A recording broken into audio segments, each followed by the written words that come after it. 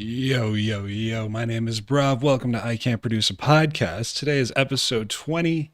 I'm here with my new friend, soon to be brand new guest of the show, archr. I've been following this man for the past 3 years on the internet, so it's not creepy.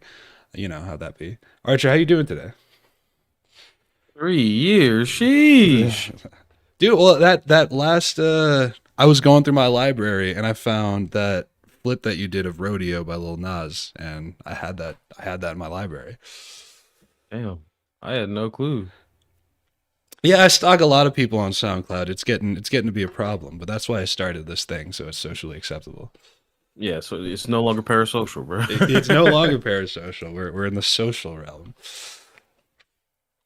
Dude, so that song that I hadn't heard that song that I played you in with last breath, I think it was. Sure, that And is. Sorry. no, no, no. I was just gonna say that gave me some Sam Gallatry vibes, if you know who he is. Love Um, him. yeah, and I don't know, like that. It just I discovered him a while back, and it just reminded me of that. He's one of my early inspirations too. His song "Bruh" specifically, I love that one. I don't know that one. It's an oldie. Oldie. Well, I don't even think I haven't kept up with them. I don't think they've put up any new music recently. They do. I think maybe like a month or two ago, but they've kind of instead of the experimental realm, they dropped into the retro. Okay. Retro with singing on it. It's still nice. Yeah. No, I trust them to make music, even if it's not experimental. But I think I was gonna say, speaking of experimental, I like your range. So like when I was listening to your page and then everything I had in my library, the stuff I had in my library was different than like what you actually have out there, bro. So like you have a lot of bass vibes, you got a lot of trap vibes, you got some rap, going on your main profile. What is music to you? What kind of music do you enjoy making? What's up? I'm not gonna lie to you, man.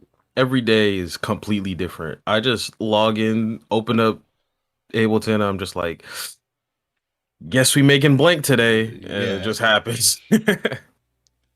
No, that's definitely a way to keep fresh and keep your ideas and the creative juices flowing. Uh, what kind of or I got a bunch of like questions here, but they're not in any like particular order. You're Um, good. yeah, I was gonna say that my favorite that I was listening to, kind of preparing for everything, was Double Edged Sword, even though that's like a really wonky one. And the Squidward laugh really fucking got me kind of laughing too. Um, when it comes to the wonkier stuff, I immediately think Dr. Dirk, Carmack, that Arrow stuff. Those were huge inspirations at the time. So anytime you hear me go full wonk, it's fully inspired by them. Carmack is awesome. I saw him live like year ago, and that was fun, bro. Um, are you talking about Mr. Carmack or a different Carmack? Yeah, yeah, Mr. Okay, Carmack. okay, I was Yeah, gonna yeah. say. I haven't had a chance to see him yet. It was pretty interesting because when I saw him, he was playing kind of like all of his bangers and all of his, which kind of 2 3 years old at this point, which is fine. But I'm just a SoundCloud fucking child, so like if it's not 5 hours ago, it's old. Um, I'm not gonna the 2016 to 2018 era of SoundCloud, just it was so amazing.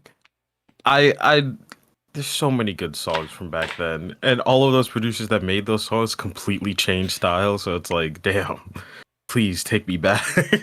Dude, I completely agree. I completely agree. I don't know. That was when I started my radio show, and you can even tell. Or so that's when I really started listening to, or I was just scraping SoundCloud to put on my radio show, and I had so much like music that I didn't really do a lot of vetting. So you can just kind of hear my sound change with SoundCloud, like kind of it was like there was less fusion, less wonk, and it went more into like just kind of bass and trap and like sound design is what I would say, instead of kind of like arrangement. Is I don't know. Any opinions on that? When it comes to that, I think there's a different world when it comes to producers and average listeners listening to this stuff. A lot of producers are listening specifically for shit that just makes them go, "Damn, that's crazy." And a lot of listeners don't know what real crazy is because they're just carousing every here and like now and there. So we're always gonna be looking for like the craziest sound design we can find compared to the average person. I agree. And for me, I love sound design. And I think with a lot of the tools that we get nowadays with computers and with our DAWs, it's easier to dive into sound. Not easier to dive into sound design and like know what you're talking about and doing, but it's easier to like produce strange and wonky sounds. I think nowadays. So I don't know. I tend to really look for arrangement when I'm like listening to SoundCloud for things that stick out. I love sound design. I think that it wins me over most of the time. But arrangement is, I think, where I mean, arrangement is why I'm on your music, like straight up. Like I think your sound design is definitely on point and it's there and it sits really well in the mix. But I think your arrangement is why I'm drawn to your music. That tends to be why I'm drawn to most of the people that I interview. So if you go back and listen to it, don't think that I'm just telling everyone that they're great at arrangement. Like that's just kind of the vetting process. When it comes to my arrangement specifically, I'm not gonna lie to you, bro. It's just a stream of consciousness. I just keep putting shit down until it sounds right. So I'm not actively thinking about it. Um, which I think is a good thing because it feels more lively. But at the same time, I kind of should put some more effort into making sure things are cohesive. Right. Well, I mean, I think that that's a good way to approach it. I've been doing a lot of graphic design recently, and I do. I've been able to finish more like graphic design projects, and I have been able to music projects recently. And one of the ways I've been able to do that was what you just said, stream of consciousness, bro. I don't know what happens most of the time when I'm just like editing. Um, but what do you edit on? So what DAW do you use, and where did you start? Or are you still in the same DAW that you started with? Currently, I'm in Ableton. I started producing when I was like 10 years old, and my dad was like, "Here's FL Studio. Do whatever you want in it. Your brother uses this. This is like the best music making program in the world." And I agreed for a good long time. And then I was like, Ableton look kind of tasty though. I gotta try this Ableton stuff out. And I haven't gone back since. Bet. All right. So you made the switch like what? How many years ago? And I have no clue. I think it's like 4 years ago now. Okay, true that. All right, yeah. I mean, so wow, that's new for me. So most I don't think I've actually talked to anybody whose dad got them into producing so early, bro. That's envious right there. I was so bad at the start, bro. I was so bad at the start. Do you ever, so this is something I like to do. Do you ever take like super old projects, like shit that you know is bad and like try and revisit it?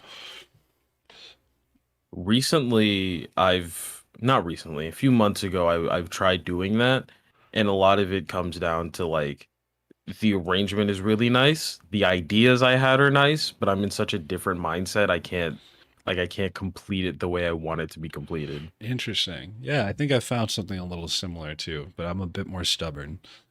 Um, so I was, oh yeah, no, that's cool because the way what I've found is that I'll revisit it and exactly what you said. I just don't remember the headspace like exactly that I was in when I started the project. So, um, yeah, I think the more I do it, the more I realize it's important to finish projects or flush them out kind of more quickly than it is to go back and revisit them because I think it's harder to finish them once you've started it and taken a big break from them. Yeah, I'm not gonna lie to you, some of my best songs, or most of the songs that you see up on my page, are finished within 2 or 3 days or less. Interesting. Okay. Like some of my songs I think are my best, I finished like start to finish 8 hours, came back later and mix and mastered.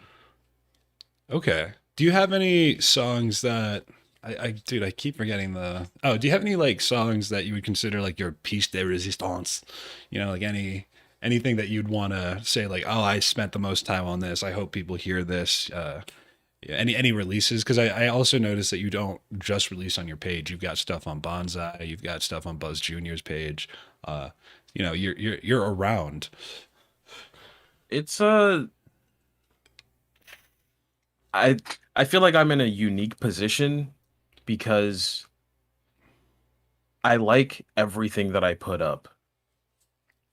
And there's nothing where I'm like, this is it. This is exactly the song.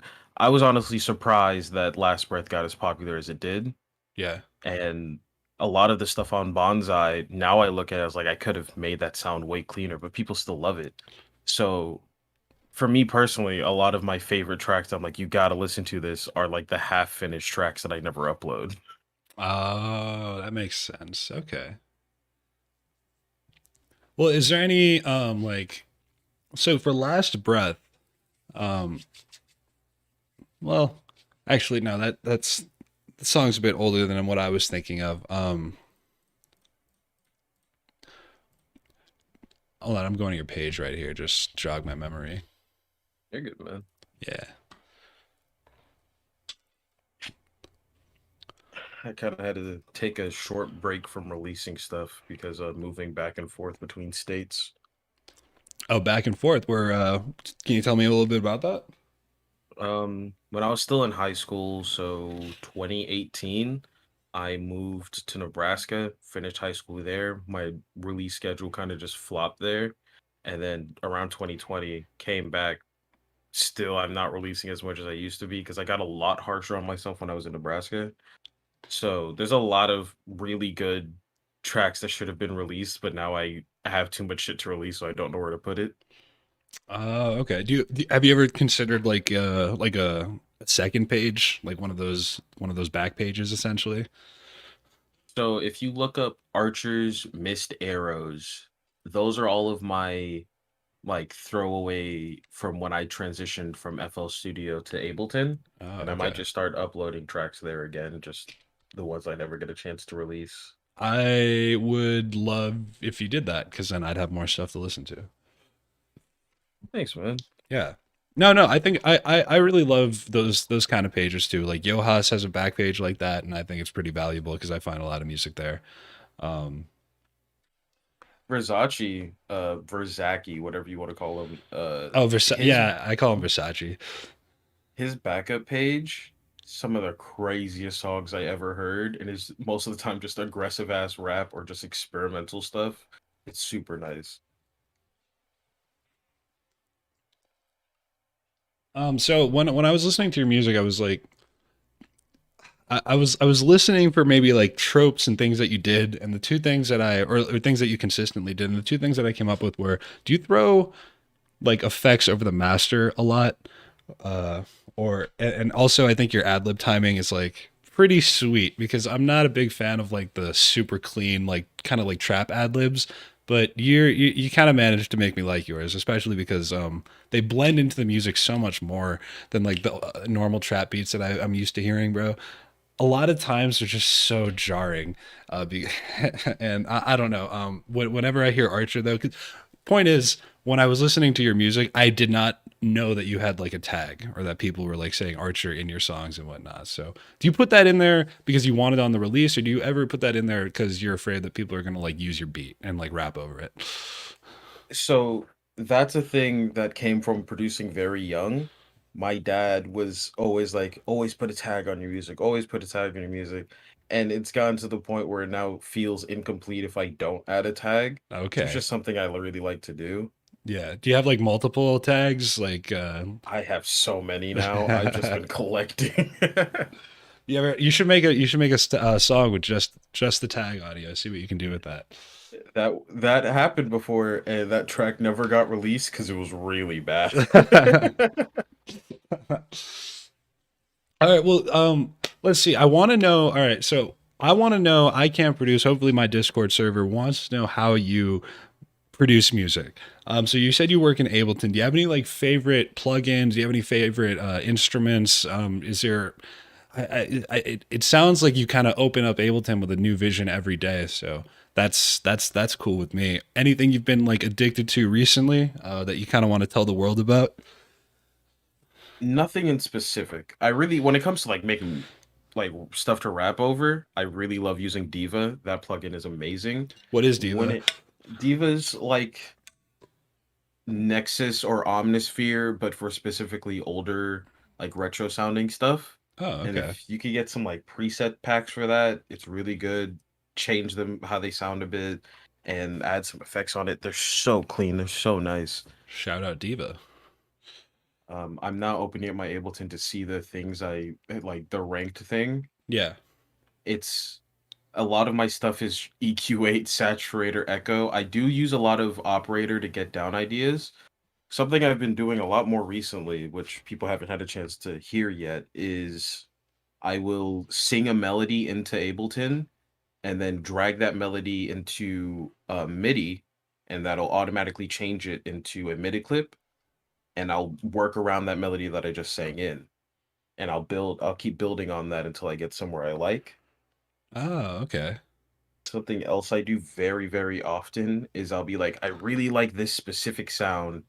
I'll record it out and then fuck with it some more, record it out, and just repeat until I get something that sounds really nice. And I've always been doing that.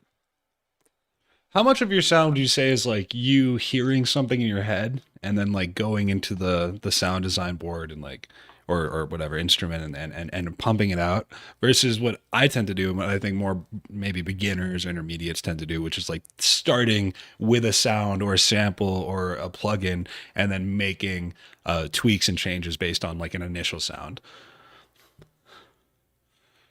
I'm neither of those. Okay. Fuck yeah. So when it comes to sound design, I'll lean towards like my bassio tracks here. It's a lot of the resampling set the thing I just said. I'll have an initial sound, I'll put an effect on it, stack some effects, resample it, and just keep going until I'm like, this is cool enough. I like this enough to continue with it. Gotcha. So that's okay. So that's really like a present. I think that's a really present way to make music. It's less. Maybe it's less visionary, but that sounds fucking harsh for some reason. I don't know. It it makes sense to say it's less visionary because I'm using it as a fucking playground. I'm having fun with sounds until I get what I like. Hell yeah, yeah. That is where I found the most fun and success in music. Actually, part of the reason I started all this I can't produce and my YouTube channel was because I was just going at it completely alone when I started. Sounds like you had a lot of support. Is your dad a producer? Nah, my dad is just a normal old dude that likes music, bro. He's not a producer, but he's been my biggest supporter. He always wants to hear the stuff I make. It's just he just always loved music. He wished he could have been a producer when he was younger, and he just keeps throwing stuff my way. Oh, that's beautiful. What did you guys ever like listen to music together when you were growing up? When I was growing up, it was a lot of island music, old school hip hop. Like I don't even remember the names. I never asked the names. I Yeah. just listened to it. He really loved That's that Anita dad music. Baker. Yeah. A lot of Michael Jackson. But when I hit like around the time I started producing, which like 10, 11, 12, that area, I wanted to be the next fucking Skrillex. I was like, this is me. This is who I'm gonna be. And then one day I randomly came across trap.com and started listening to their playlists, and I discovered Tin Cup and Troy Boy. And those are Yeah, my definitive, these are the two guys I'm gonna be like. And it was like that for a good while. gotcha. Yeah, I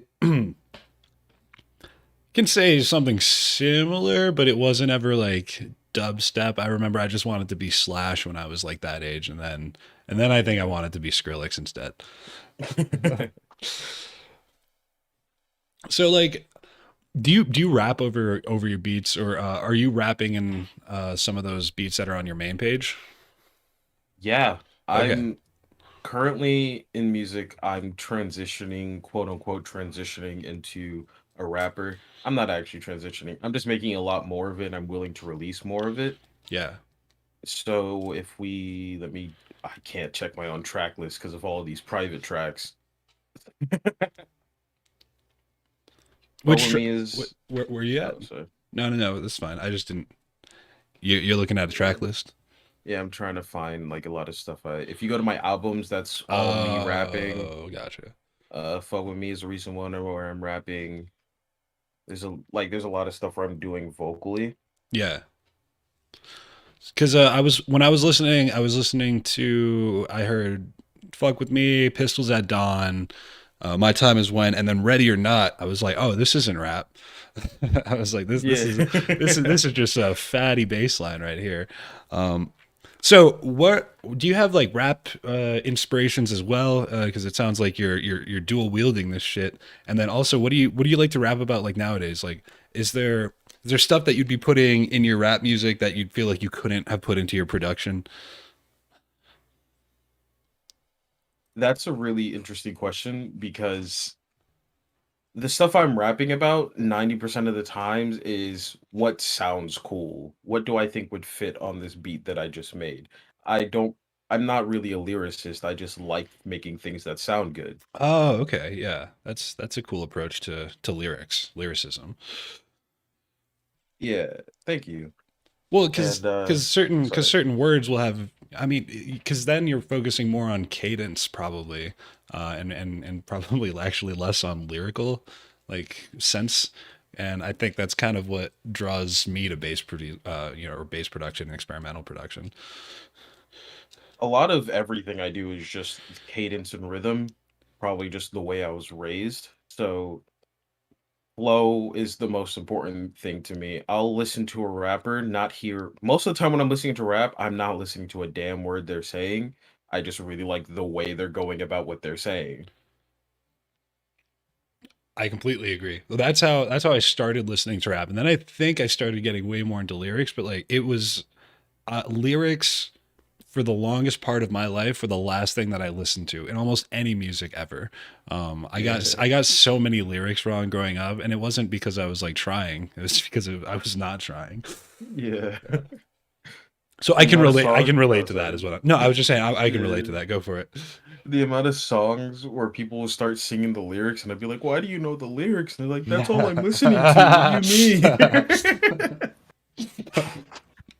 Bro, I'll yeah. show my songs to people and they'll know the song more than I do. Yeah, I'll never understand the sing-alongs, bro. Uh, so, all right, cool. Yeah. So I guess my that. All right, so we'll get back to production, I hope, because I want to ask you a little bit more specific questions. Maybe you can help me with my production. Um, Yeah, of but course. something that's been kind of interesting to me is what success looks like to a talented producer on SoundCloud nowadays. You've got the talent. You've got more SoundCloud followers than my last guest, not by too many, but and the only reason I bring that up is because I think relative success is really changing and it's different for everybody these days. Do you find either monetary success in your SoundCloud career, or has it been like more of a different kind of fulfillment? Have you gotten to do live shows that you really enjoy? Like, where does the success kind of come for you nowadays? Not And gonna lie how to do you you. define it? You know? Yeah, not gonna lie to you. I don't currently feel successful. I'm very happy in the position that I'm in. It allows me to foster more success, but the way I'm thinking of success is to be able to strictly make a living off of just making music. Gotcha. And Okay. as soon I know I'm gonna hit that point, but as soon as I hit that point, I'm successful, I'm happy. Up to this point, I've already given myself a great foundation to get to what I want to do. And currently in the SoundCloud world, I'm one of the people that believes SoundCloud is dying, Same. but it is, it definitely is. But it Let's talk also more about feels that later. it feels good being able to like hop in a random Discord server and people already know who you are. And I get to chill with people that have already heard my stuff and then discover new people that make just want to make music together. And I'm just like, sure, let's do it. And it's just a cool feeling to have that. So I'm like happy where I'm at, but I know there's a lot of work left to go. That's interesting. I want to. What kind of foundations or not maybe stepping stones, I guess. What route are you going to take to monetize your music? Because that seems to be the huge question nowadays.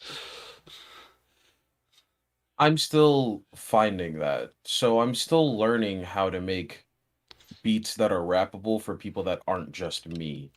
But I'm also working with people like Louverture. He's a big rapper that I'm working with a lot because we're part of the same group.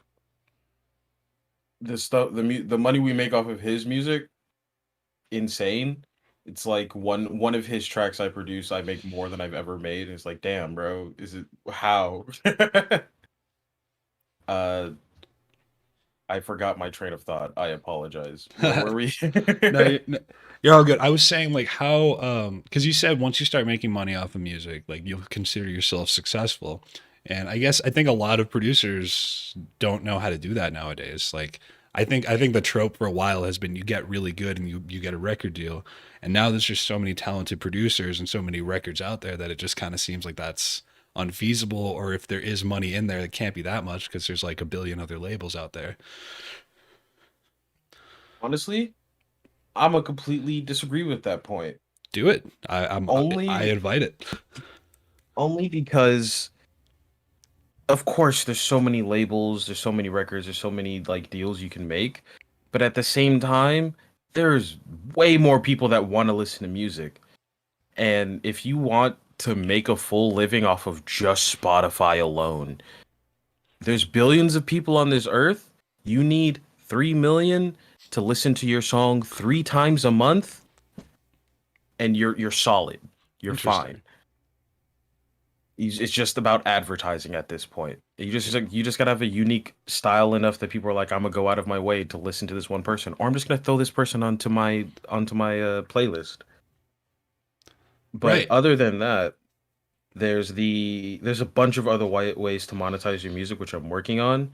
There's for example, TV shows, the background songs in TV shows, Yeah. they pay out a lot for those, just an absurd amount of money for it, and they need hundreds of tracks per season.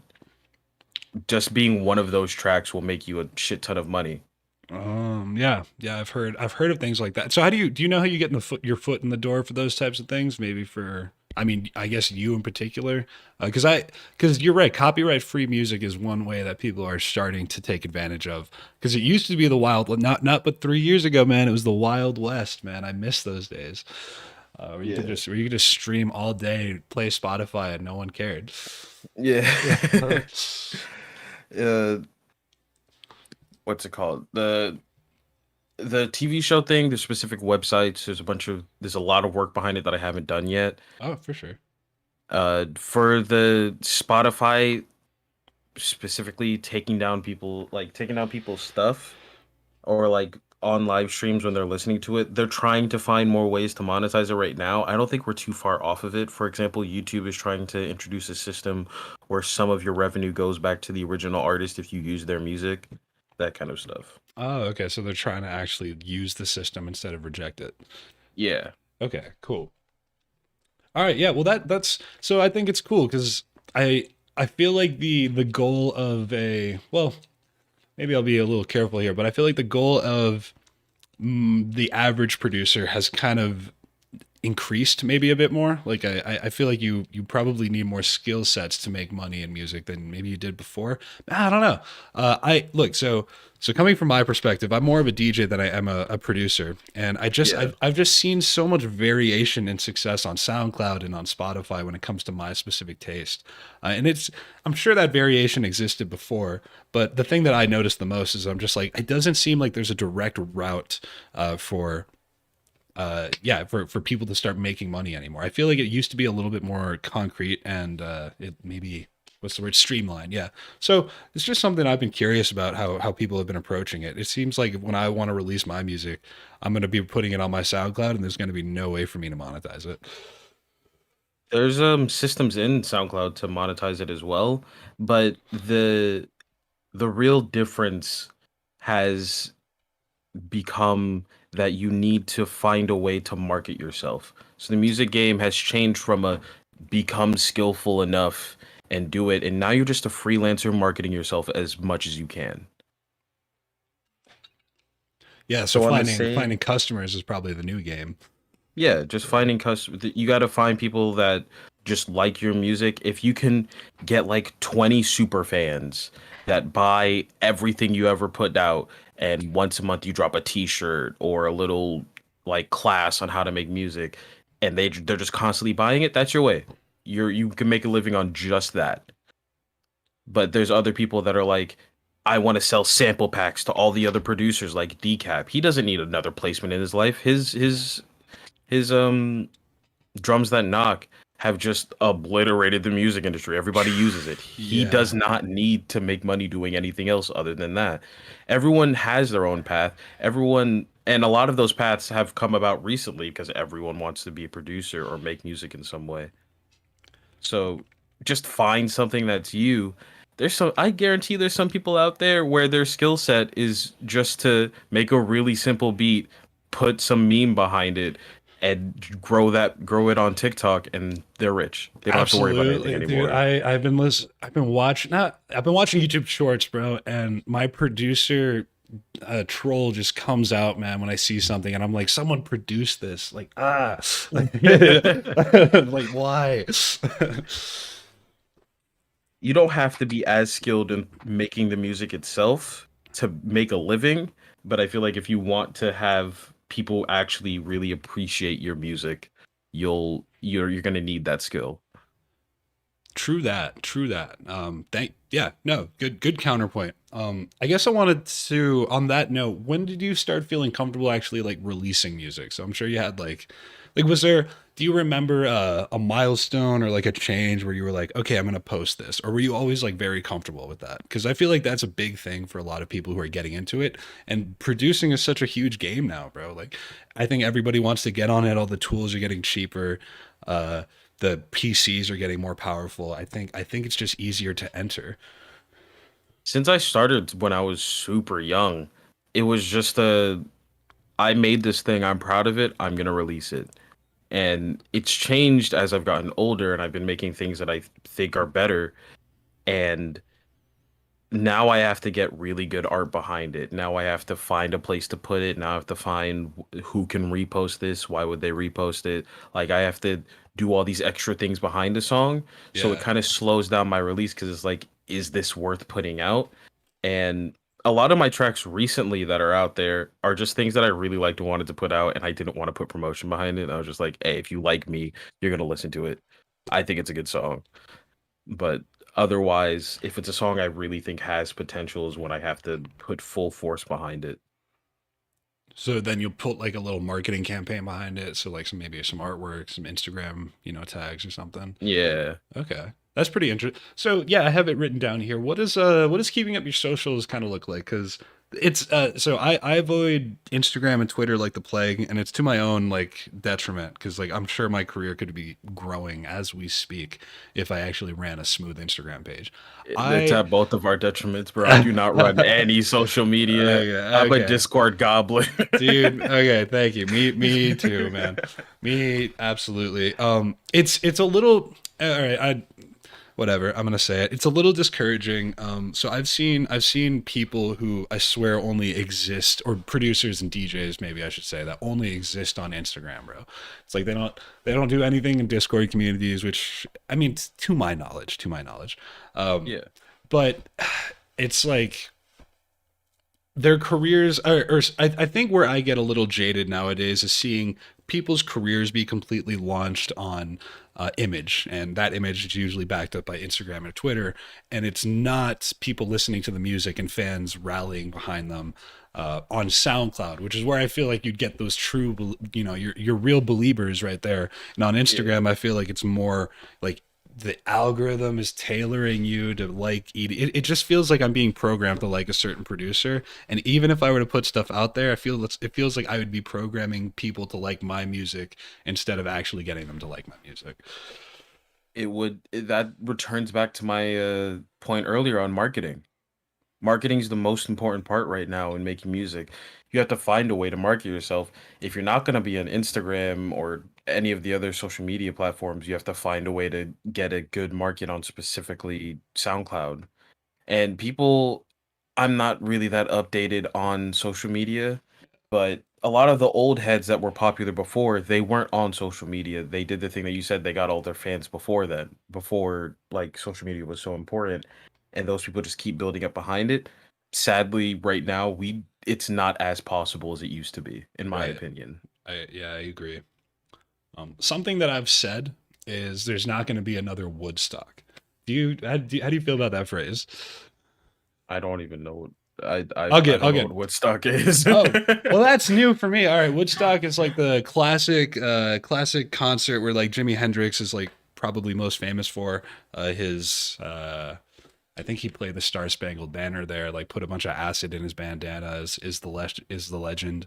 Um what I mean by the phrase is there's not going to be like another um there's people's bands and musicians popularity I don't think is ever going to reach the global stage that it used to with like record labels, Atlantic labels, essentially like plastering people like Led Zeppelin, I want to say like Metallica. I am kind of a rock and roll head Yeah, you're at my good.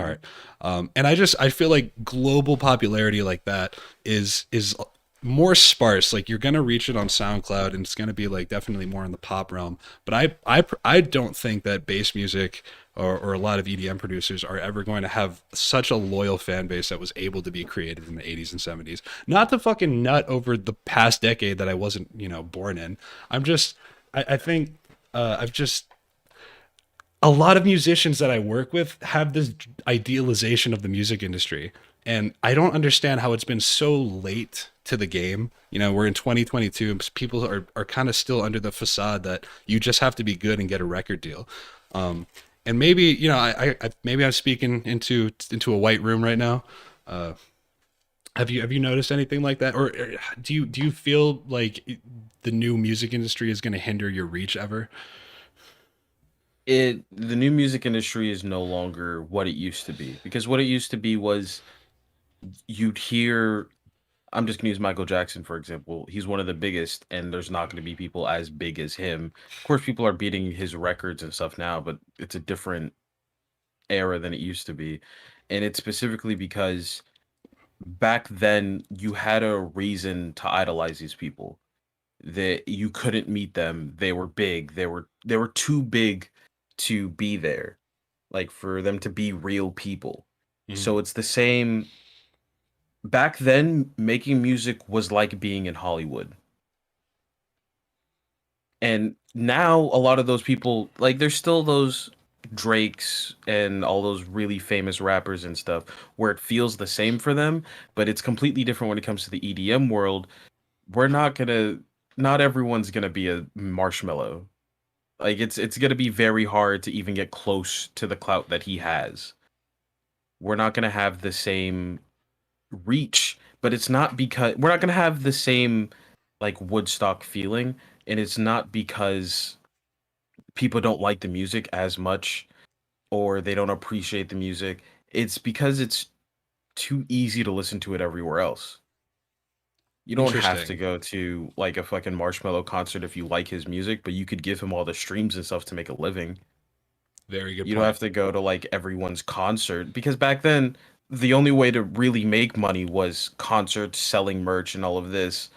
But now we have so many different avenues that I could just ship all the t-shirts to their house.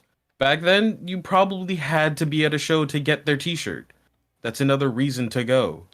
Ah, You yeah, can't watch their show online. You have to be there or it just will never happen again. that's a really good point. That's certainly something I've known, but you vocalized it very well. Do you do any streams? I used to stream a lot. What kind of streams, like music or games? Yeah, it's just me making a beat live, Where and do you stream it on? I streamed on Twitch. I don't do it as much as I used to just because now when I make music, I just do it. So I don't really think about having people there. And I also have like two YouTube videos on just blasting in my ears as I'm making a song. I don't want to get copyright claimed on a Wait. I do the exact same shit. Do you listen to two music or two YouTube videos at once?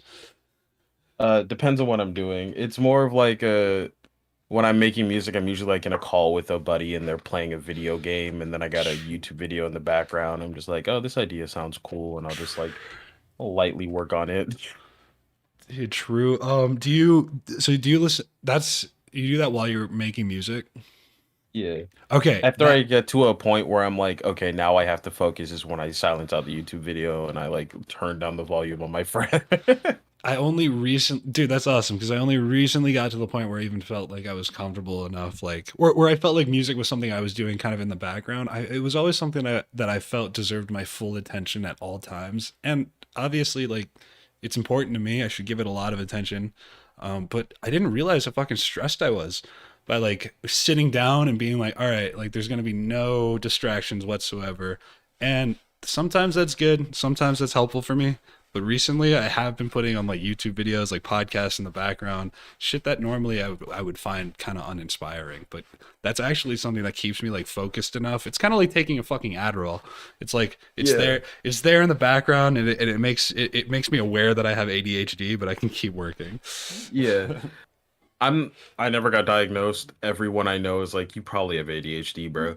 Um, but like having a little video on in the background just keeps my brain engaged when I'm stuck on a song or something. Interesting. Like it'll help you get out of writer's block in a way. Yeah, it's because sometimes I'll just hear a little like chime in a game like League. I'll hear a little chime and just like, ooh, let me just throw that in there and Hell just fuck yeah. around. No, that's great. That's great. That's perfect. That's what I want my music to be. Um, Like a lot of my song titles for the songs that never release is like I'm having a conversation with someone on Discord and I'm like, I want to save this project before I lose it, and then they'll say something and I'm like, all right, that's the name of the song now. yes, sir. Yeah, living in the present, man. I love it. Speaking of living, SoundCloud is dying. Yes. So Clicks is in the chat. What up, Clicks? Big fan. I think we rubbed him a bit the wrong way. Uh, I mean, not. I don't think we rubbed him the wrong way, but I think he Yeah. disagrees. I think he says the SoundCloud is where the underground thrives. That's what he says right here. No, he's completely right. I completely agree Underground with is him too. fucking thriving. Yeah. Specifically when it comes to making a living off of music is where SoundCloud is dying. Ah, good point. Good point. I know that they recently tried to introduce royalties, but I have not heard anything positive about it since it's been I've released. heard a lot of positive things about it. Maybe I've only heard neutral things. The basically the only positive thing I've heard is that it pays out really well. That's good. Okay, so who's actually so like you can put your tracks out and it's just like payment directly to the artist. It's not like you getting used for like SoundCloud ads or anything like that. Yeah. Okay, that's sick. I'm not sure about all of it. I was just told it pays really well. That's the only good thing I've heard from it. Okay, now that's not going to save SoundCloud though. We don't think, right? No, Okay. because the issue with SoundCloud isn't the creators. Everyone fucking uses SoundCloud if they make music. They just throw private tracks on there or they release stuff and all of that. The issue is the listeners. We just need more, like we have to make it a competitor with Spotify, but how are we going to do that when the interface is so bad in comparison? I love SoundCloud. I'm used to it, but the Spotify interface is just so good for listeners. You're completely right, dude. Uh, I bitch about I bitch about SoundCloud. Oh, I don't, but like it's basically a meme at this point. I'm just like, oh yeah, SoundCloud. We need to. I just imagine a bunch of fucking Germans like just nutting and like on a whiteboard about the algorithm. When I'm like, yo, please just update your UI. Yeah. It's the algorithm, and I'm like, no, the UI, please, like, please. If they can somehow rebrand SoundCloud to be a competitor with Spotify, it would be perfect. I Like agree. literally everyone would use it. I want them to do that. I'm surprised. I've thought about it. Like, is it possible? Like, it's been the way it is for so long that I'm wondering if it's just like not possible with their infrastructure to set up an app. But I don't know. I did go to school for computer science, so I know a little bit too much about that. It's just crammed in my brain. Since I'm not a knower, my brain is just like, If it ain't working, fix it. And if it's working, leave it alone. It's currently not working. They gotta fix it. Yeah, yeah. But it It's works perfectly, like for producers, because it's the only music platform where you could just directly message someone. So exactly. like that's where it thrives. I feel like between producers, it's a great program, but it needs some help for those listeners, bro. The amount of times I had to explain someone how to get to my song because they didn't understand it. Yeah, yeah. I agree with you. I feel like SoundCloud, or I was frustrated with SoundCloud when I was 18 years old. I remember I was on a plane and I was like, man, if only I could listen, because SoundCloud doesn't organize my likes, man. So I was like, all right, like I want to hear this song that I liked like 4 months ago, but I have to go back 4 months into my library, and I don't feel like Yeah. scrolling for fucking 5 minutes through my phone. So I was like, yeah, that I think that's when I started realizing that there was a problem, because I started thinking, okay, I'm no longer a casual listener anymore. Like I'm a hardcore listener now, and that's when I think most people will start making the switch over to Spotify. And I guess do you know anything about Audius? Are you on that? I'm on it. I haven't uploaded a track to it in so long. I think Audius is gonna have the same problem that SoundCloud had, where it's just too geared to the producers. Interesting. It's too geared to people that make music rather than the listeners. I think that's a really good angle and approach to diagnosing the problem. It does feel, I don't know enough about Audius to completely agree with you, but it feels that way from at least the people that I've talked to who are on it. They're all producers, not anyone. There's not a lot of people I know that are on it that don't make music. Now, is it going to get to the point where everyone, like, is it going to get to the point where such a large majority of listeners are producers? I feel like it can never get to a significant point, but it's certainly going to grow. I think I'm asking both for of what, us these questions. I'm not saying, yeah, it's hypotheticals here. yeah, I think for which platform? For both SoundCloud and Audius, or Well, all right. So an example is like I went to G Jones recently, like, or last year, right? And it was an awesome show, and I just remember I saw so many flash drives being passed around, bro. They were just like, listen to my shit, listen to my shit, listen to my shit. And I was tripping, so I was like, damn, how many people here are like producers and making music? Just I was just kind of getting lost in that thought, and it just kind of brought me to like, what is the tipping point, like where, because before, I think the audience is certainly changing. Before, music, I think, used to be a mystery to a lot more people. They didn't have the internet, they didn't have time to learn an instrument, they didn't have time to get music lessons, they didn't have time to fucking learn music theory or any of that stuff. And now a lot of those are you can forego a lot of those steps and still like understand music, understand like your relationship to music. And I think it's changing the relationship that producers can have with their listeners en masse. I think if that's going to be the case, it's going to take a while to get there. Um, because when it comes to producing, it takes a lot to get into it. It just takes a fuck ton of stuff to get into it. And the average person is going to be like, that's too much work for me. I just wanted to make silly song. So at a certain point, like it's definitely going to grow a bit. There's going to be a ton more people that like learning about music Yeah, in the way that we know about it, but it's not, I don't believe it's ever going to be the point where you can make a full living off of your listeners specifically just being producers, gotcha. unless you're like selling kits. True that. Specific, like I sold one kit and made like $400 in a week. Nice. What kind of kit was it? It was just I just threw a bunch of sounds from old projects together. Oh, like a sample pack sort of deal. Yeah. Nice. What platform did you use for that, or was it all just direct? It was I used BeatStars. I have to reset that up. I completely forgot that I even used BeatStars. I've never No heard one of can buy the kit BeatStars. right now. BeatStars is a platform for people to sell beats, obviously, Okay. and they also have a section where you could buy kits, like set up a page for buying a kit. Okay. I've been debating using like Gumroad and stuff like that, but it's not music tailored at all, which sounds like BeatStar is. Yeah. I kind of want to get. All right, so that good converse. I don't think we're gonna get further on the SoundCloud conversation. It I definitely think it's also dying. I just can't think of like even like a hypothetical solution because if I'm trying to think of like SoundCloud but being like ideal for the listener, and all I can think of is like Spotify. Yeah, they literally have to remake Spotify and make it look a little different. Yeah, yeah, just or in Spotify basically. Or they could do the whole pay off a bunch of the biggest producers and be like, my album's only gonna be on SoundCloud for the first week. You got to listen to it there. But like that's they lose too much money doing that because people are all on Spotify.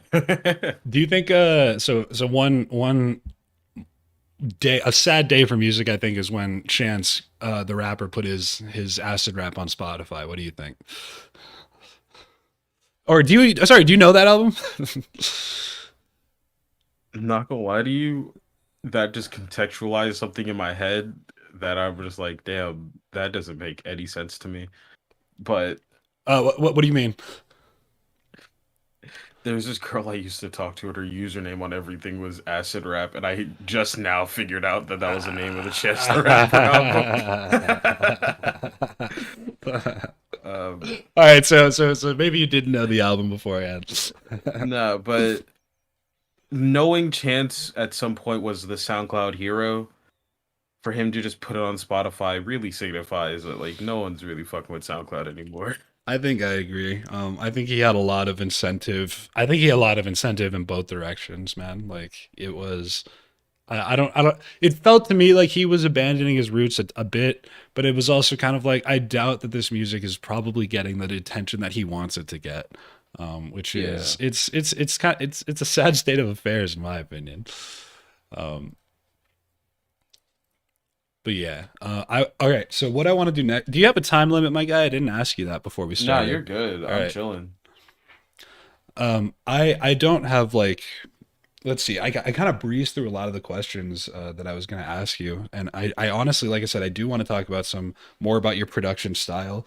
Since I can't produce is like other than the podcast, most of what I do is like production streams or me just like going on SoundCloud. Um, Yeah.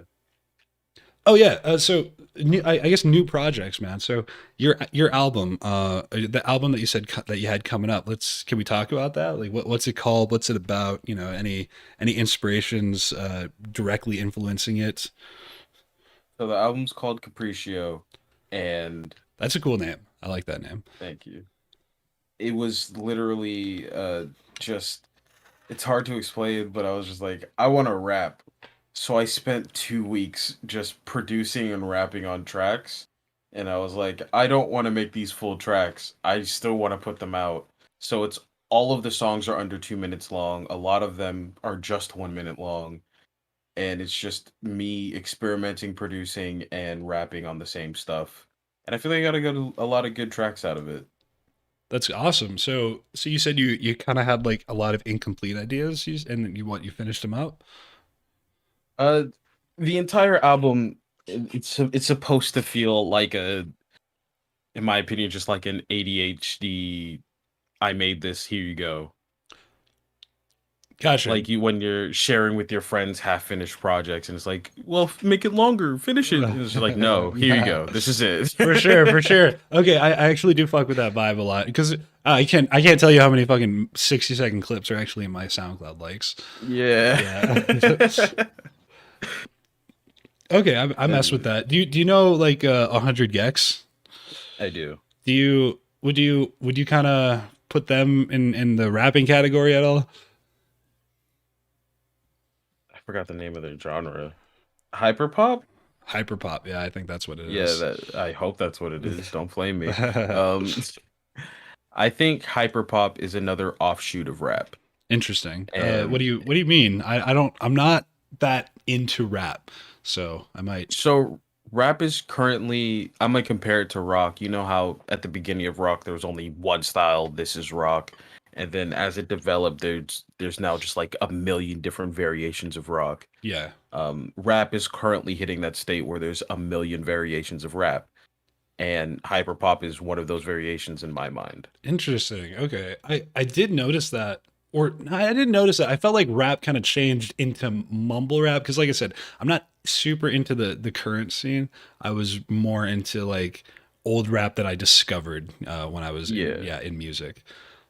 So let's just say mumble rap is just one of the versions of rap. There's tons of people that still are specifically just the lyrical. I love making like poetry with my words, like Joyner Lucas and those guys. And then there's people like Tyler the Creator. I love They're a rap Tyler. Yeah, artist. Yeah, I love Tyler. They're a rap artist, but their stuff is a more complete, how do I say this? Their stuff is a more complete production where both the instrumentation matters and the lyrics matter. that's a really good point. Because Tyler is certainly a different kind of beast and rapper. Um, huh. Okay, so what kind of rap would you say that you're most influenced by, like today? Like, if you had to pick a new favorite rap that's like branching out, like maybe hyper pop. I only heard 100 gigs like a few days ago, and I remember I was like, I don't fuck with the I don't fuck with like the high pitch rap style that was in one of his songs. But do you have like a rap style that you're going towards? Because I feel like I heard a bit of mumble rap influence, maybe not mumble rap, the triplet influence kind of going through your strong through your songs on the page. Do you have any like favorite contemporary rappers? I think it's just I've been around rappers a lot because that's one of the main communities I listen to, Yeah, but a lot of it is just I'm hearing stuff that sounds kind of nice and I'm like I want to do something like that. And it's not like a specific artist, it's just I listen to a lot of random rap songs that I just never hear again. I'm just gotcha. like, "Oh, this specific idea is really nice. I'm going to try to develop something like that." That's kind of how I listen to bass music. Not gonna lie. I Same actually. I'm just taking the same approach when it comes to music. I mean, when it comes to my production, where it's just like, what are we making today? Oh, I heard this thing that sounds kind of nice. What can I do to it? I like that. You're one okay, so one I think that attitude takes a lot of confidence that I think new producers take a while to develop, or at least I did as a new producer. And I think that's awesome because I feel like a lot of times you can super get caught up in like the perfect ideal vision of like what you want your music to be and what you think that your music has to be.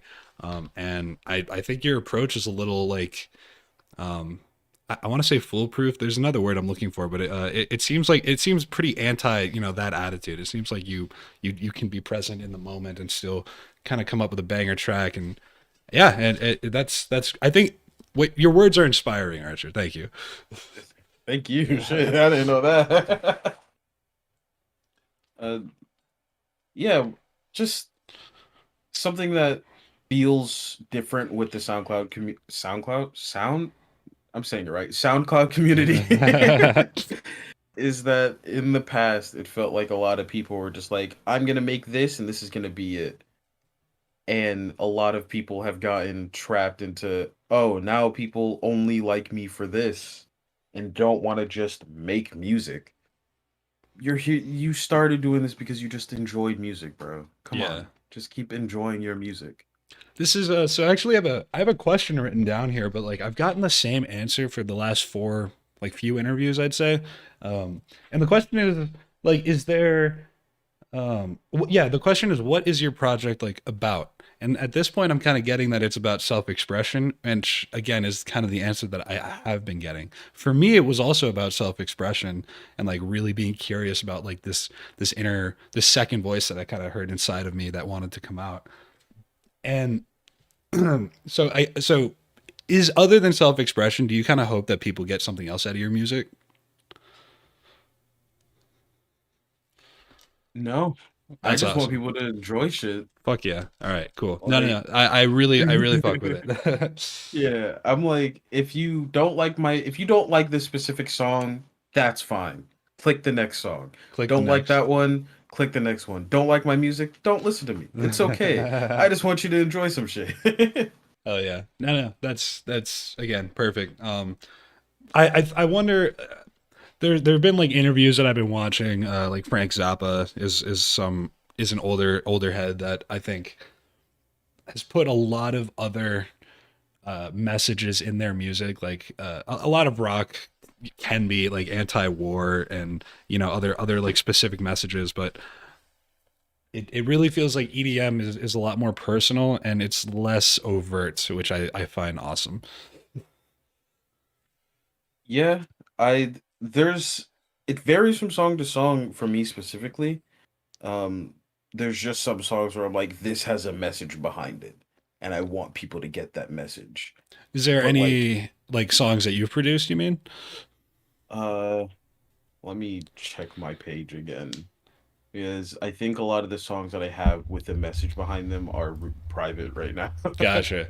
Yeah, no, because if there is like a song on your page that has a message behind it, I think it'd be really cool to kind of like feel that, get that first person or first hand confirmation. I think that that could be interesting, or it's something I'm curious about as a fan. I think it's one of my older tracks that I'm thinking about right now. So there was a time with my older tracks.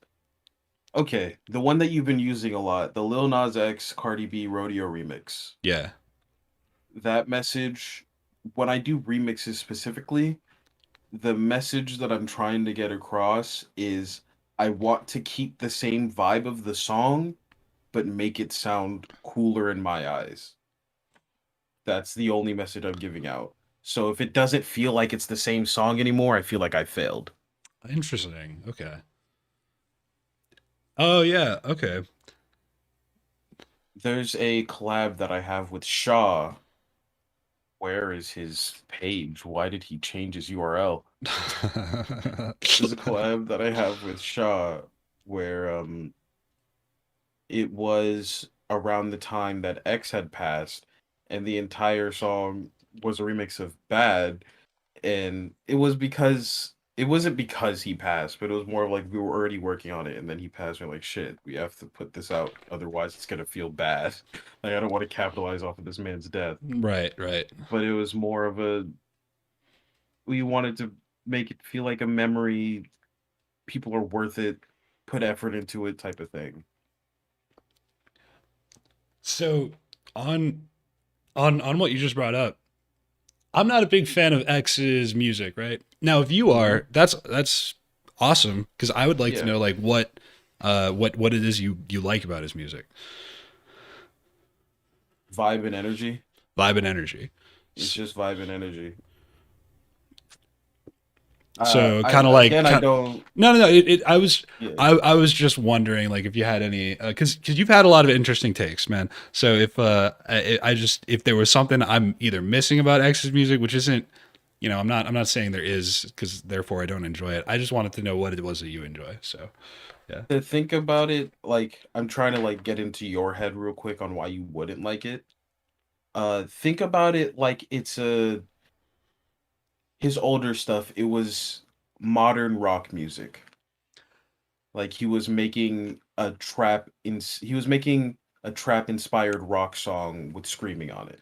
I feel that 100%. I know exactly what you mean. That vibe, that maybe I'm being a hater because of how popular he got, but there was a time where mumble rap where I was first getting into music. I was like, or I was first getting into production. I was like 19, Yeah. and I was listening to like all of this. I'll call it mumble rap for the sake of the conversation.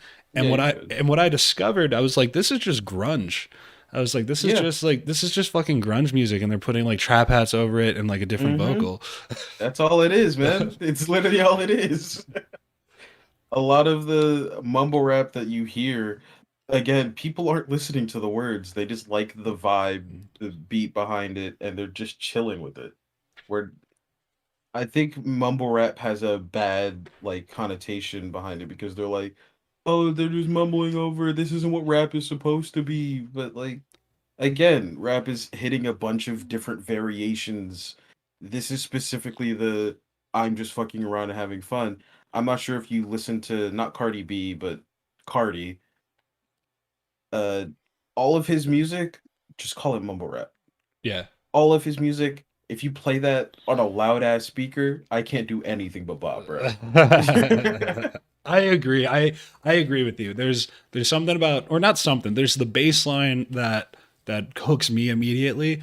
And when I was younger, like when I was a little kid, and I talk about this way too much on the podcast. Auto tune like really triggered something inside of me. Like I really didn't like it when I was younger, and I think that carried into my adulthood. And it used to be more jarring. Like it used to be like I'd hear Yeah. auto tune or like something resembling auto tune, and I would completely check out. And now I'm wondering if I'm getting fucking lame, bro, because I'm hearing it and I'm like, like it's easy for me to listen to some extent. And I Bro, don't, I fucking love auto tune.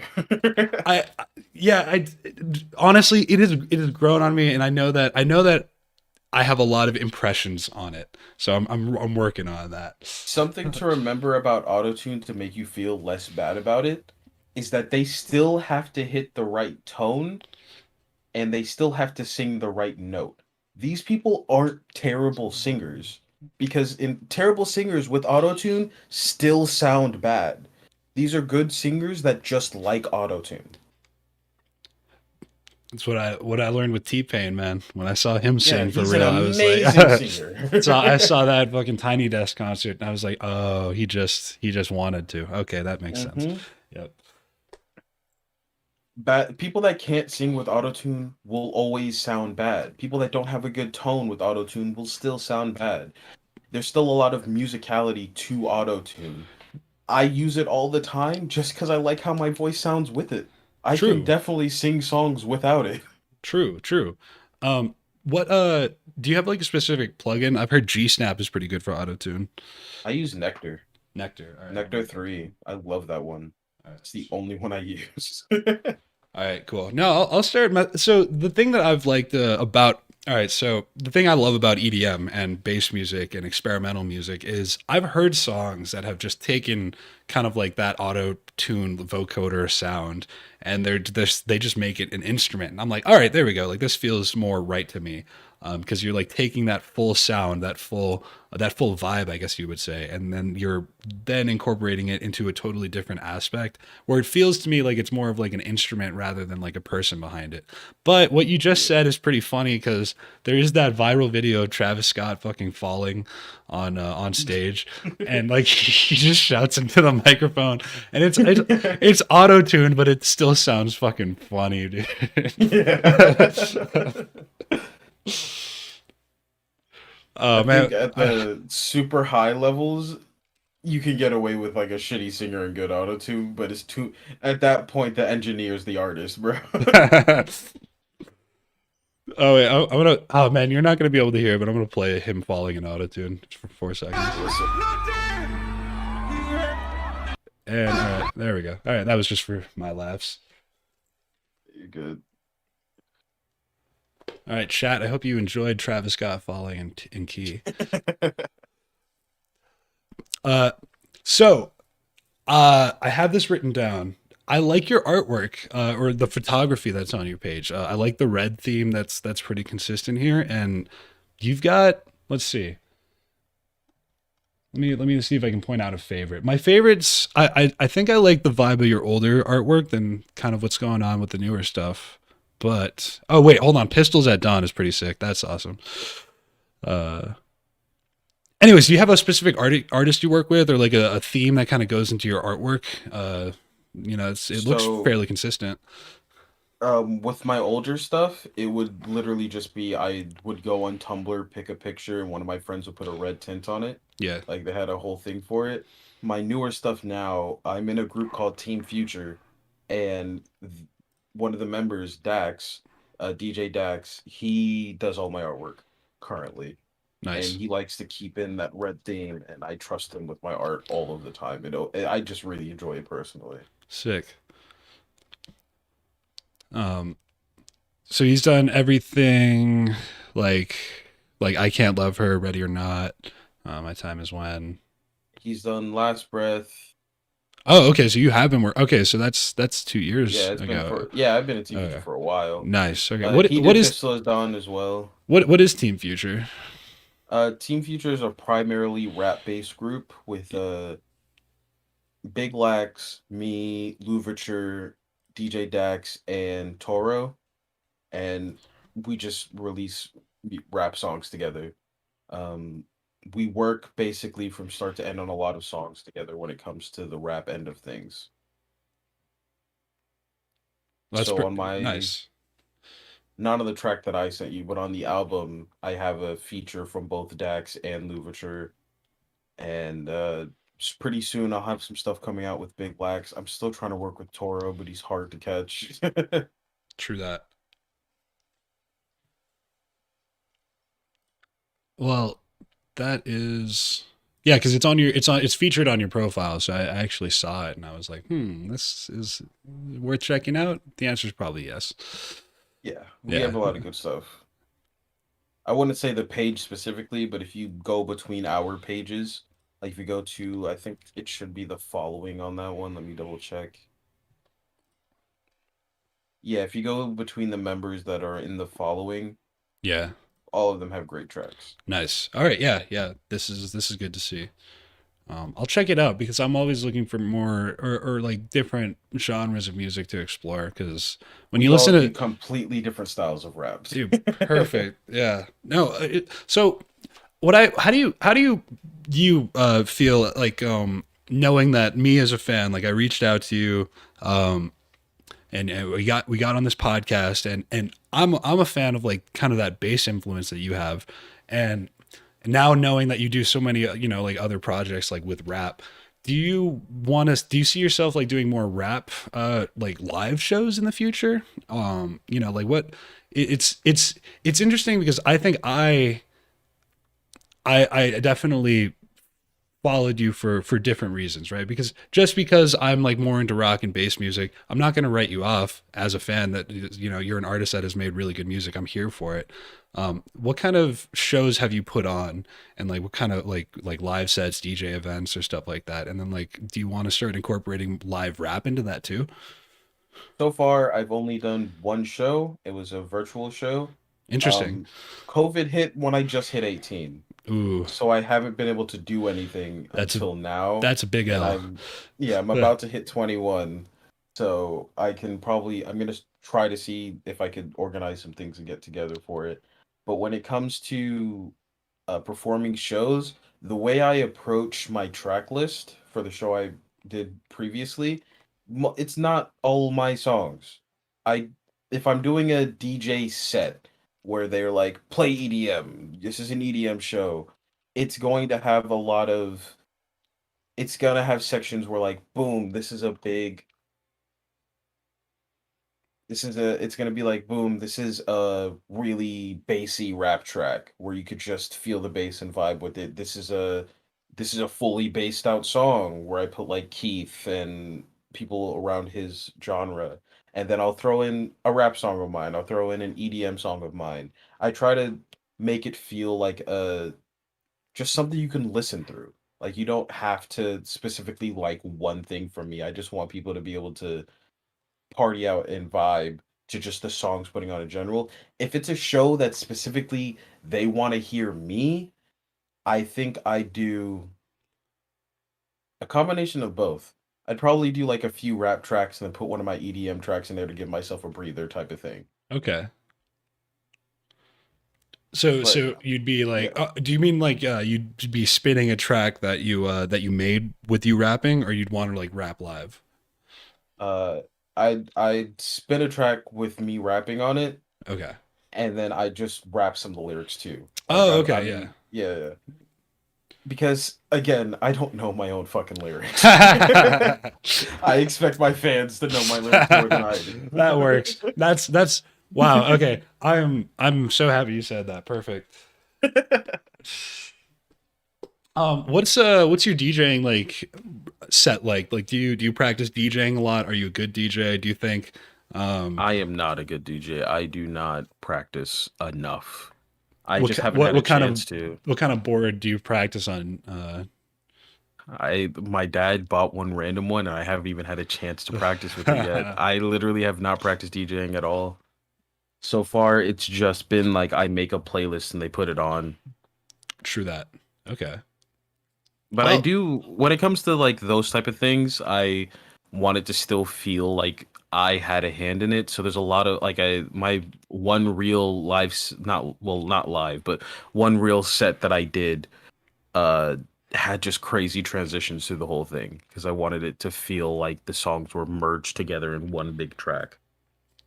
Did you produce that, or did you say you did that live? Produced it basically. I opened up Ableton, grabbed like 50 tracks, and got it down to was it 50? I don't know how many tracks it was, but I got it down to like 30 minutes because that's all the time I had. That's awesome. No, that's I've made pre-mixes like that before, and they're one of my favorite ways to. Well, it's just a different way to make a mix. You have a lot more control. I call it DJing with a thousand arms, Yeah. because basically what I'm doing is I'm like, all right, like I could do this live, but I don't have like the brain power or the fucking time or the muscles. So then you just go into Ableton, you start mixing, and I'm like, all right, I have all the time in the world. I have as many arms as I want. I have as much automation as I want. Like it's basically DJing with fewer steps. Um, God, the tempo could, if I try to do those same anything, I'd be so screwed, bro. I'm fascinated by not I don't know if fascinated. I love DJing like live. Like live DJing is something that I respect as a skill. Um, I guess obviously because I love going to raves, but I like seeing what people can do with their boards, and I'm a little disinterested with like pre-mixed sets, even though I've made them before. Yeah. I so I've been to a few big shows, and a lot of the time you can tell that it's pre-mixed because the visuals go a little too crazy for it to not be pre-mixed. Yeah. But there's one person specifically, I forgot their name because I hated their set so much. And it was they I could tell it was all live mixed, but it was the worst set I've ever seen It was like a or like successful been to, like and musician. that scares me away from like not doing pre-mixed, bro. It's it scary, bro. I know what you mean. I know what you mean. it was like one of those. I'll give an example. At this show, it was the Sunfest, and at this show, a lot of the songs were very samey, but like the transitions between songs, it just felt like he just didn't know how to turn the last song off. Straight up, when I went to see Mr. Carmichael, Carmack, oopsie, um, Carmichael, Jesus. Um, when I saw Mr. Carmack, one of his decks just wasn't working, and it really messed up his set. Because either he had like a bunch of mixes planned out that he was going to mix live, like, but one of his decks just wasn't working, and it resulted in like a few catastrophes, bro. Like about I want to say like 10 minutes almost of this track is not mixing well, or this there was just a fucking glitch, and he couldn't mix, or it wasn't starting at the right time that he pressed play at. So I understand that it can be, like, well, it can be scary in that regard. But me, I actually appreciated it because once it got good, I was like, all right, like I see that at least like he was actually here, like putting on a show, and that he ran into technical difficulties, even though it did assault my ears to some extent. Um, But you it's a also, balance. yeah, it's a balance, and you also got to keep in mind that the people, in my opinion, from what I've noticed so far, the people don't really appreciate it as much as they should. So, like, the average person is just like, bro, why is he fucking up? I just want to hear a song. I When agree. other people are just like, damn, he's trying so hard. I'm happy he's here doing it. So it's like there's a really big juxtaposition there. Someone as big as Carmack, yeah. Like, I feel like a lot of people are just there appreciating him. But there are just other shows where like the people aren't big enough, and there's people that are just there because their friends like, hey, I got these cheap tickets to this thing. You want to go? And they know nothing about the music. Right. Yeah, and so they don't want to hear like a bunch of either scratches or mistimed shit. Yeah. Yeah. Oh man, that's hard for me to accept because, well, Yeah. maybe not accept. It's like I've spent, okay. So if you listen to my radio show, which I hope you do at some point, because I think you may or may not be on there. There's a chance that you are.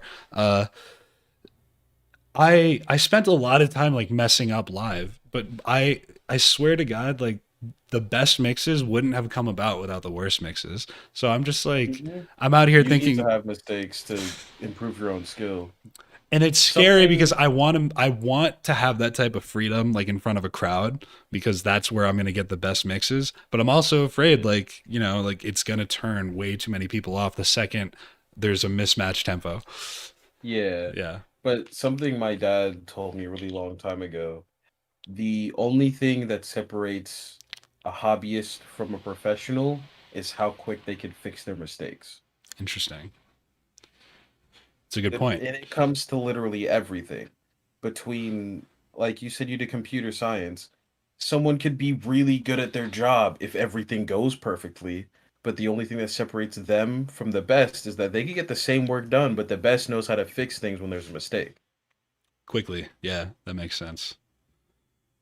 Wow. Yeah. Now that you mention that, I kind of see my transition from hobbyist um, to professional in a few aspects of my life. Huh. That's pretty cool. I like your dad, bro, and your dad seems like a cool guy. He's super cool. So you said, so I'm struggling coming up with a few production questions because I don't have like music in front of me. I'm gonna pull up a track and I want to ask you. I think I want to end by pulling up a track and asking you a few questions about it because that's kind of that's my vibe. That's kind of what I can't produce is about. Um, Hey, but I'm not gonna lie, we could sit and do that for an hour. I all will right, answer any questions. okay, bet. I put something in the chat. I'm gonna throw something in my Discord to see if we have any questions for you, like from the community. Okay. But other than that, I am just gonna put on a song and like I want to break it down with you, Uh, because. Send me the link of the song because there's a decent delay. All right, yeah, sounds good. Uh, any questions for the mans of the hour? Oh wait, are you in I the? just joined All it. right, cool. I didn't know if I sent you an invite or not. You're good. I was like, wow, he found it. Yes, sir. I'm quick like that. He's a professional Discord goblin. You damn right. All right, I did bring up Double Edge, and I think that kind of stays true to like maybe the truest vibe that I can speak to. So I'm gonna play that. Unless I don't know. Wait, I'll just skip through a few. Okay.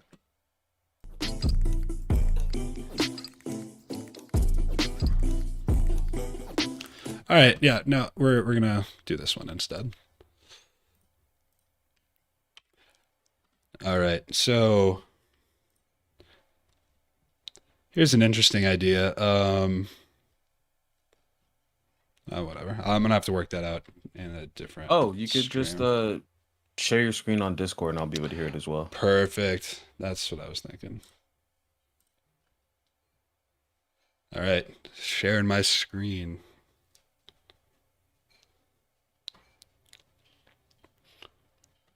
Are you in? I haven't heard any beeps or Yeah, we're anything. good. All I'm right, good. sweet, cool. All right, what? How do you pronounce this? Syncopation? Syncopation. Oh, syncopation.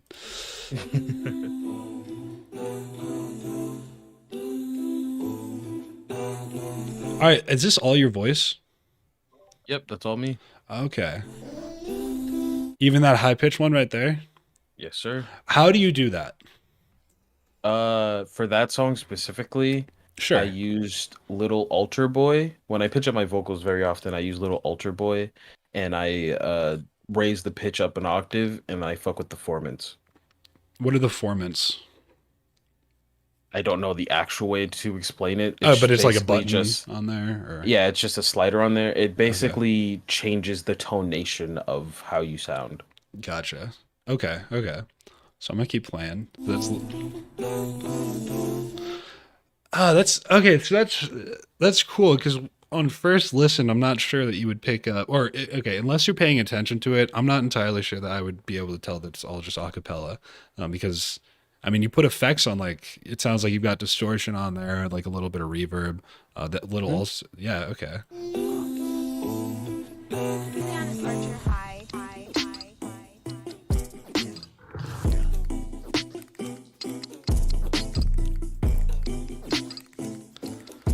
Okay, That is some pretty awesome syncopation. It feels like it's dragging, but it also feels like it's completely on time. How do you kind of achieve that effect? That effect is very easy to do in Ableton because in Ableton specifically, there's a warping mode called beats. And what you take is you take your whatever sound file you want, you put on that warping mode and you lower the decay on that warping mode and you get that plucky effect that you hear in a decent bit of music. Ah, okay. So it kind of, oh, yeah. So that's an interesting decay. Is there no groove on this? Nope. Okay. So Oh, what happens with that syncopation mode is that it picks its own things where it thinks the transients are, and it'll play it off of that. is your vocal the thing that's being warped right now? Yes. Oh, okay. Gotcha.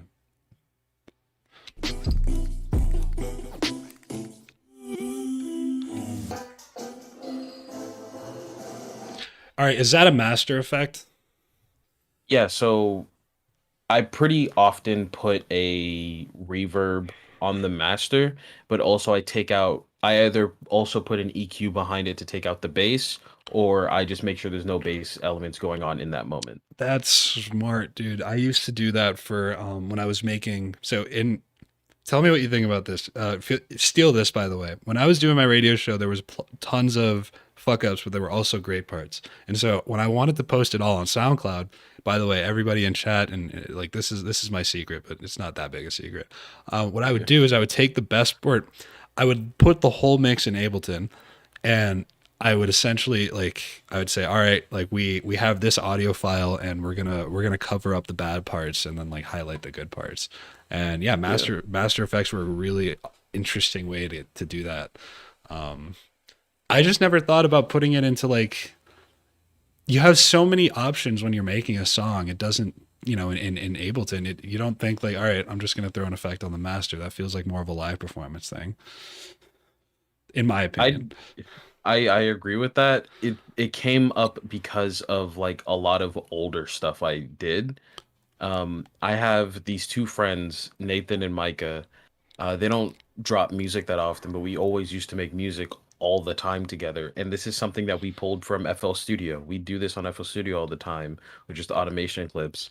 And I also do it in Ableton now. Hell yeah. That's cool. Is it easier to do in Ableton? Because I've heard automation in FL Studio is uncomparable. The only difference between FL Studio and Ableton is that Ableton is much easier to organize it. And also, for example, in Ableton, when you press A on your keyboard, all of your automation clips are there, like that you've edited. You can press A if you can click on any knob in any program that you're using, and then it'll pop up there. You press a little plus, it drops down, and now anytime you press A, it'll always be there. It's just way more organized. Gotcha. Yeah, the I've used that feature before. It is very helpful. Mr. Bill taught me about that feature. It's really good. If you use a lot of automation, that's one of the reasons why I switched. I wanted to use more automation, and I like the way that FL Studio handles automation. There's a lot more options, a lot more flexibility, Oh, but really? it's yeah. I feel like if you're good at organization, FL Studio has better automation. But if you need that extra little push, just organizing, Ableton is just overall better. Gotcha. Okay. Well, that's pretty interesting. I didn't know that. I've heard that Ableton was overall better, but I'm also pretty sure that most people have bad organization. hmm Yeah. I think they're very comparable to each other, but Ableton's just more of a playground than FL Interesting. Studio is. Huh. All right. No, that's good to know. Or it's cool to have that difference in or a difference in skills so that you can compare the two. I want to yeah, let's keep listening to the track. I got some more questions.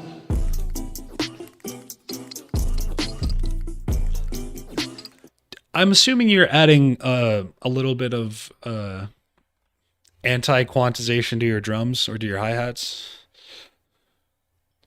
Like Yes, for this sounds like it's track drat. specifically, yeah. Okay. This gives me there's a few Partica songs that really carry this vibe into like the whole bass and everything. Um oh yeah, so I'm gonna pick a different song, but in the meantime, do you have any like collectives that you were a part of, or like maybe? No, that's sorry, wrong question. Were there any like people tutorial series, maybe a Discord server that helped you learn more about production, or like a tutorial series, or did you go to school, or is this all completely self-taught? This is all completely self-taught with the assistance of just straight up being on Discord a lot. You Awesome. meet a lot of producers. I hop around communities a lot, and a lot of times people will just be live on Discord making something, and I'll join and I'll look and I'll try to process what they're doing and why it works. There's when it comes to tutorial series, I've watched so much shit over the Yeah, past like 10 years. I've skipped through so much stuff. but no Um, like specific like Not a series. specific That's artist. fine. I'm Yeah. I'm saying if you want to be good at making music, avoid BusyWorks beats. But Wait, what is that? What is that? BusyWorks beats is a like probably one of the more he used to be the most popular tutorial creator for specifically rap music, but it's he's still at the same skill level that I was at when I started making music type thing. True. Okay. So Like he makes tutorials, but I don't believe he's improved as much. interesting. I've just noticed a bunch of hashtags here. You can see my screen. Who fucking cares, simp? Yeah, I joke around with my hashtags. I do not care. That's great. I'm gonna okay. So actually, I've had a few Discord calls with Lewap, if he even remembers. So I'm gonna play this one. Um, This is the promo for the pack that I made. oh, okay. So maybe I shouldn't. Or wait, would this be worth going through then, or not? I could only tell you about the intro specifically. Okay, gotcha. Well, why not? Hey yo, so this is I just smacked. We got 808s, atmospheres, kicks, Now that's you're right about marketing. snares, melodies, Yeah. groups, perk one shots, and vocals. 225 sounds, bitch. Nice. I fuck with that. So you mean the like this part of the intro too? Yeah. Here. Okay. All right, that's a really cool synth sound that you've got rocking there. So was that something that you made with the sample for the track, or or when you make a sample pack and release a promo like this, do you try and keep it like as raw as possible, just like drag and drop? So for me, when it comes to it's my kit. So what I do is I make the sample pack promo and put everything from the sample pack promo into the kit. Yeah. So I could just make whatever I want here, but everyone else is just using the things in the kit. Oh, okay, okay, gotcha. Do you remember maybe how you like achieve that synth sound? Because that's like, it's glitchy, it's choppy. It sounds like, um, yeah, it sounds rhythmic, rhythmically interesting. Like it doesn't. Did you make So an envelope for that? for a lot of my weirder sounds or like wonky stuff, it comes down to again resampling. So what I'll do is I'll make that initial sound by just distorting something, yada yada. Then I'll bounce it out, and then I'll specifically play with the audio files for just that. So that's how I get rhythmically sounding like distorted sounds. That's probably how you get some interesting artifacts too. Yeah. Okay, cool. Yeah, resampling is I want to call it underrated because I feel like most of the beginner Ableton tutorials that I found, they don't call it resampling specifically. Like I was only recently hip to what it actually meant, and I was like, oh, so I've been doing resampling this whole time. Hmm. Yeah, A lot of people do resampling and just don't know what it is. yeah. Literally bouncing out any sound and then slightly changing it is resampling. Mm-hmm. All right. Looks like we've made it to. Let's see. Oh, this is a fun one. So, Yeah, tell me the backstory. I want to know.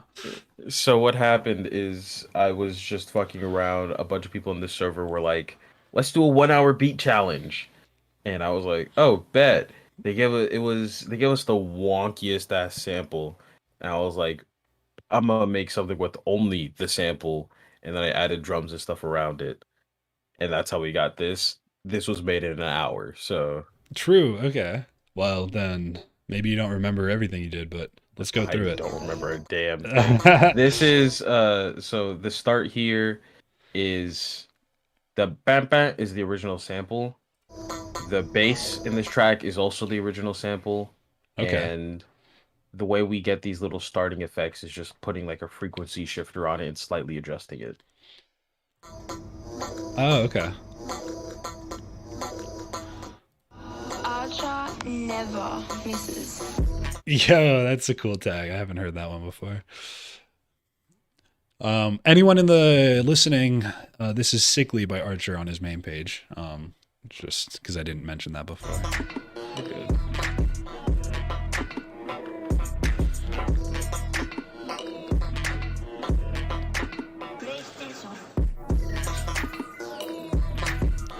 Huh.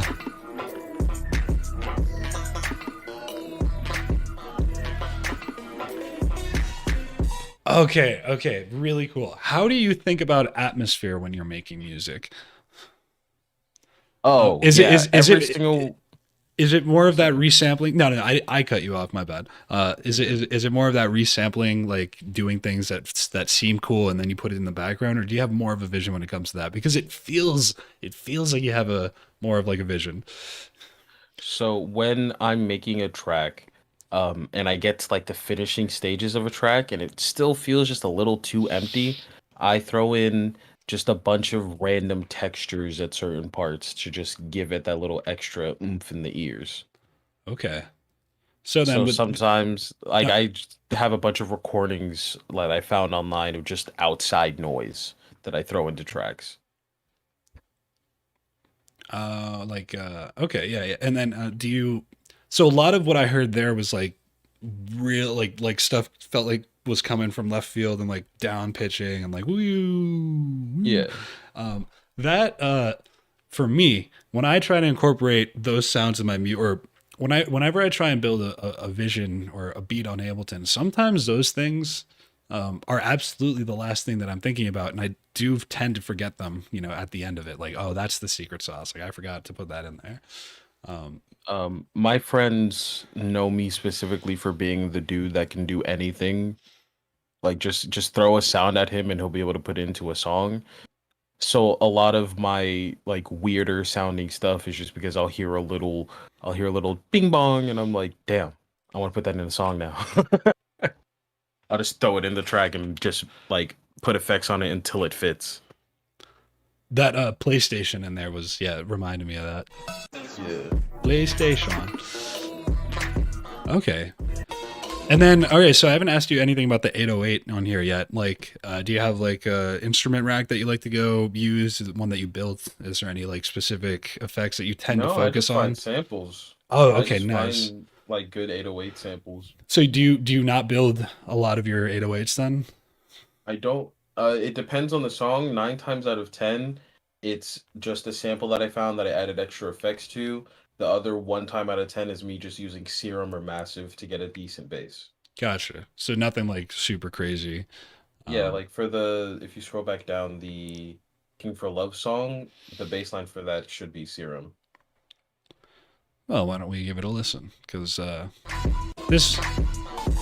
Well, I'm gonna see if there's anything else here that catches my ear.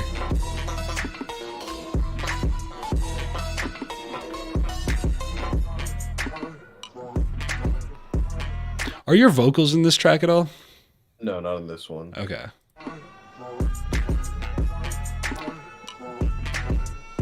Now, was that air horn or that siren also one of the last things that you put in, or was that actually more of a directional thing? I made that part and I was like, fuck it, I want the air horn. I was like, I know I have it somewhere in this pack. I want to throw it in there. All right. Well, then now I want to. All right. So, losing my love. I don't know. Do I know the This is a original? Versace song, yeah. Oh, okay. My favorite Versace song is probably. God damn it. Forget the names. This one is one of my favorites, and then the Enjoy Yourself, Enjoy Yourself. Just leave me for somebody else. That one. Those two are my favorites. Hmm. He also has this really old remix that doesn't have any lyrics. I love that one, and I forget the name of it as well. Mine. Okay, no, I'll have to check him out because I discovered him on this one song, but I actually can't even remember it. So I'm gonna play this in the meantime. We only have to play like the first drop. Okay, for sure.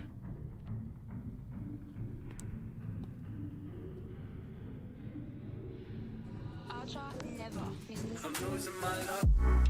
Oh, I know this. Yeah, I know that for sure.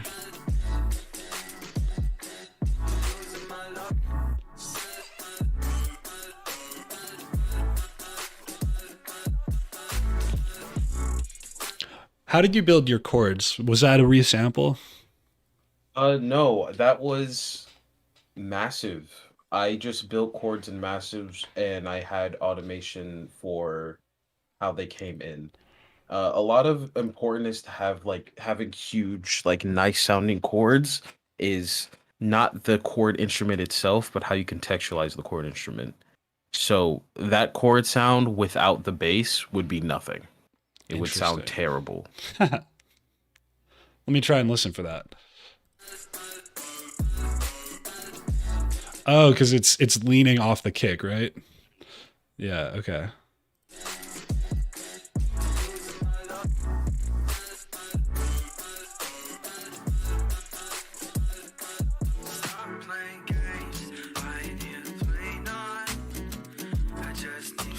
I like that. I like that a lot. There's a brightness in that guitar, and then his vocal is like sounds like it's on a radio. That's really tight.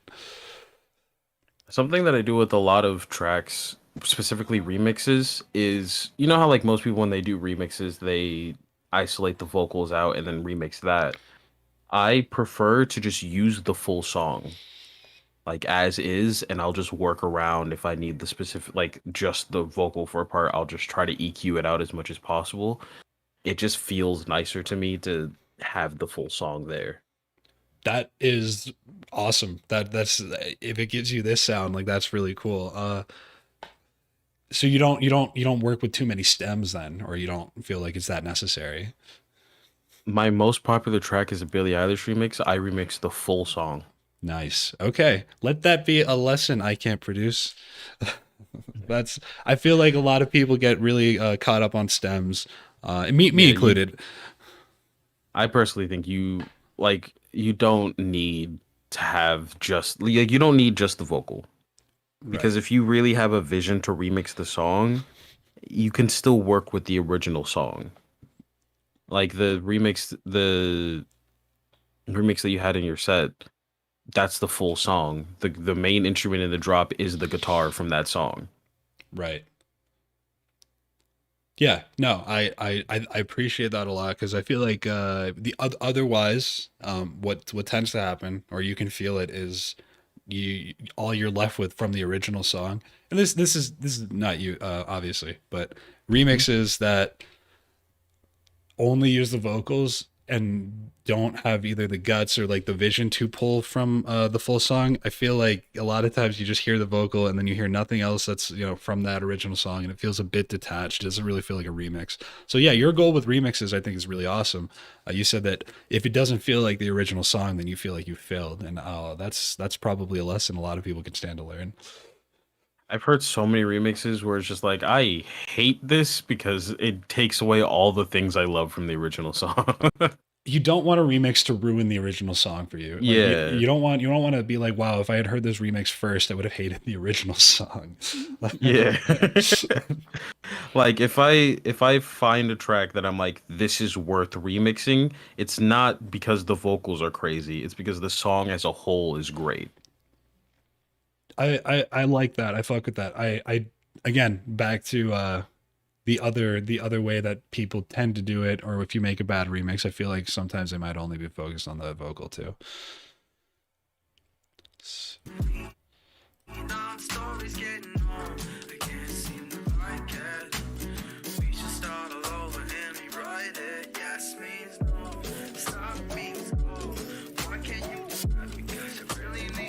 Okay, those little whoop whoop whoop. What are they? What I don't know what to Those call them. are Rhodes. Those are like a Rose. piano-y instrument that I just added some reverb to. That's it sits really really well in the mix. The melody is great.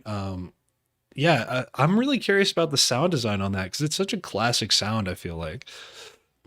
I just found one. I Roads are so easy to find. There's so many like little kits or like a lot of free things that specifically have that sound because it's been in music for so long. Yeah, Um, that synthy vibrato sound. All right, so we got a chat. Rudy, yeah, me and Archer talk about this all the time, but definitely want everyone to hear this gem. How do you stay motivated making beats, Archer, constantly? And how do you avoid the beat block and feeling stuck? That is from our chat. Thank you, chat. We appreciate it when you speak up and ask us questions. We love it. um, when it comes to me avoiding beat block, I don't avoid it. I just let it happen. If I'm just completely in beat block, I'm just like, okay, for the next few days, I'm just gonna play video games. I'm just not gonna worry about making music. But if I notice that it's getting too long and I'm like, I have to something that probably it's different person to person, but for me personally, I constantly have an urge to make music. It's one of those things that I just like to do. And if you're going through beat block, everything happens in cycles. You're gonna have those cycles where you're like, I can't make anything at all. Everything I make fucking sucks. Let it happen. Shit's gonna happen. It's fine. You're just not that guy today. But tomorrow or the day after, you will be that guy. You will have that urge to make something that sounds good to you. And but when it happens way too long, where I'm like, damn, I haven't made shit. I just sit in the DAW and I'm like, I'm gonna keep going and once I feel like I hit a point where I'm like, damn, I gotta stop. This doesn't sound good. Just push yourself and continue anyway. Do you ever, in those sessions, reach a point where you feel good about it? Most of the time, no. Okay. And I'm completely fine with that because at least I put myself to the point where I'm like, I know I can make music. I know I'm good at making music. And if I don't get anything out of this, like me forcing myself out of beat block thing, it's fine because I can just make another song later. True. It's not, don't pressure yourself too hard in the moment. Only time you got to pressure yourself is if you got deadlines, bro. And I don't got any right now. That's a good what, If you're not enjoying making the music, don't make the music, bro. Do something you do enjoy until you want to enjoy making music again. something that I've personally struggled with is where when I started, it was so daunting to get onto, making music and shit like that. That sometimes I would take breaks, and say like, all right, I need a break from this. I need to get back to something that I like know, something that is like very familiar to me, whether or not that's video games or, hanging out with the buds. Like, um, I struggled with my personal and everything with getting back to the music essentially, taking a break and obviously you have that yearning, but I feel like maybe it's either a confidence thing or a discouragement thing, or maybe a learning curve thing where it's if you step away from the music, sometimes I feel like it is hard to look back. If you, so here's the thing, here's why community is so important. Because if you step away from the music and you have no pressure in any way to get back into it, you might just not. But I'm always in music communities and I'm always hearing new stuff, and people are like, "Oh, I just made this new song. I need you to hear it. I really like it." And it's just like, damn, this is a cool new song.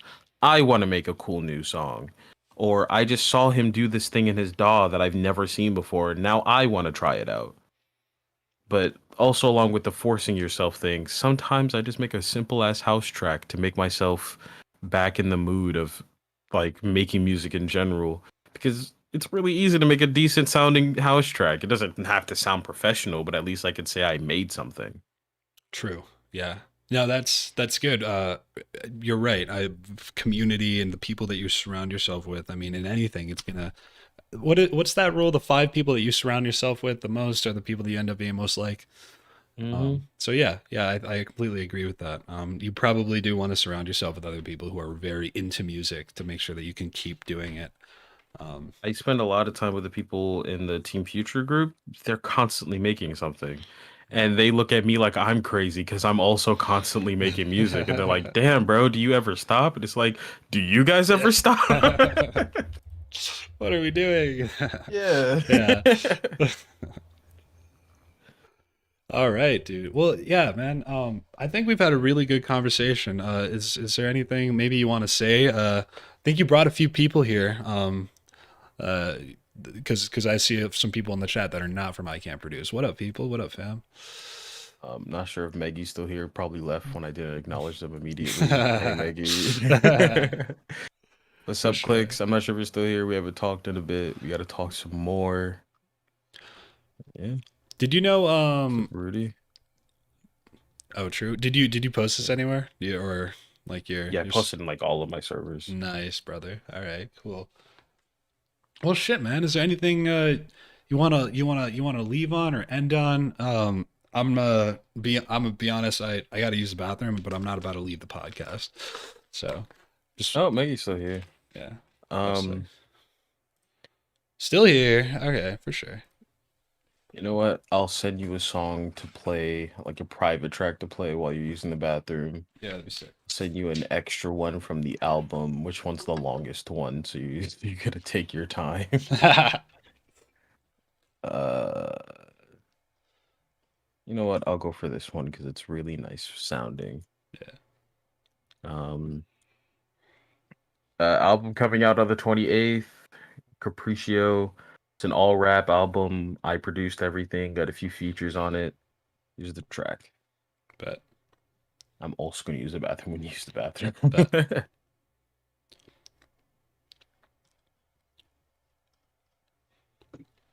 All right, I guess I get what so this will be like a short break. I guess we don't need to end Yeah, it. yeah, we All can right. take a Yeah. we can take a short break. Take a short break. Taking a short break, chat. Send me your questions. Send me whatever you want to hear us talk about when we get back. And in the meantime, we've got an ID. Should I say the current name or not? Yeah, that's a final name. Okay, final name on the track is Bite Marks. It's coming up on the album. On the 28th. 28th. It's my birthday. October, so in 8 days. Mm-hmm. Hey, okay, 8 Yes, days. sir. Check it out. This man's turning 21. Help him celebrate. Sir. All right, here it goes. Oh, I know your heart's in the right place. You can taste my blood, and I hope it has the right taste. You can see the sun. My mama said you got it. I'm on team, I want it. Lick all on my neck. I'll still be responsive. I don't need no time. We can be the strongest if you wanna do it right. We can take our time. You can see the sun. I hate to see you so sad. No vitamin D too happy. Can still have fun. I hate to see you so sad. No vitamin D too happy. We can fly right, get us all song. Get the time right, we can outrun all the hunters on us. All the hunters on us. They can aim right, but I hit some. We can train like we gon' kill them. All the hunters on us. All the hunters on us. Mama said you got it. I'm on team, I want it. Lick all on my neck. I'll still be responsive. I don't need no time. We can be the strongest if you wanna do it right. We can take our time. Vampire, vampire, vampire, vampire, vampire, vampire, vampire. Nice. I'm back. We back, Archer? We back. We back. So tell me a little bit about that song. I caught the last 30 seconds of it. I'm sure chat and people listening in the future probably want to know. That is I know that most of the album is like, ADHD beats, but is there like any anything you remember from this one? this one specifically was just I heard a samba rhythm and I was like, I want to make a samba beat. And I was just in the mood to vocal stack as well. So I just sung a bunch of vocal melodies and put it all into one track. So I'm gonna brush through this song. I kind of want to do a breakdown of this one too. Just cause. Okay. Yeah. All good. Yeah. I know your heart's in the right place. You can taste my blood, and I hope it has the right taste. You can my mama said you got it. I'm on team, I want it. Lick all on my neck. So it's like a samba hyperpop. Would that kind of be the sound, or could Yeah, you? that's a good way of describing it. So what I did for a few songs on the album, including this one, is I'll record out an entire song and then just speed it up a bit because I like the energy you get from the faster version of the song. Interesting. So you made a beat and then sped it up, you mean, or you? I made the entire song and then sped it up and re-exported it. Oh, interesting. That's pretty interesting. I'll still be responsive. So it was slower. How much slower was it? I think like a third of this, like a third faster. It's a lot faster in Interesting. comparison. Okay, that's kind of cool. I don't mean to tie. We can be the strongest if you wanna do it right. We can take our time. So I think this is all right. You're making me realize something. I think generally the reason I maybe have disliked a lot of autotune and maybe some hyper pop sound is probably the fucking words behind it. Maybe. Yeah. Well, if I'm looking back, and a lot of like, let's call it mumble rap. Let's call it whatever. That auto tune esque sound, like maybe Travis Scott or Future. I feel like generally I don't fuck with like a lot of the lyricism behind it because I think it's lazy and just barred out. But I'm listening to this and I've got my opinions on the sound because I was like, yeah, hyperpop rubs me the wrong way, but it's not like I like what you're saying. It's encouraging. It's not telling me to go get so fucked up I can't see. Yeah. So, for this song specifically, I was like, I want it to feel like a lovey-dovey song, and one of my old friends had a Discord name was Bite Marks, and I was like, vampires. Fuck it, that's the song now. I'm making a song about being in love with a vampire. Hey, do you okay, so your birthday is October 28th. Do you like is Halloween your favorite holiday? It was okay. Halloween's not my favorite holiday, only because I never got to celebrate it as a kid. Oh, really? It was, I used to be, uh, I used to live with my grandma, and my grandma was super religious. So Yeah. she's like, "You're not going around when the demons are out," yada yada. Yeah. So I never got to fully like appreciate it, but I do like the vibe of Halloween. It's just cool. I think I liked it more as I grew up. Yeah, as I grew up. I like it more as an adult than I actually did as a kid, which is kind of funny. I think I got traumatized by being Woody one year and I just didn't like it.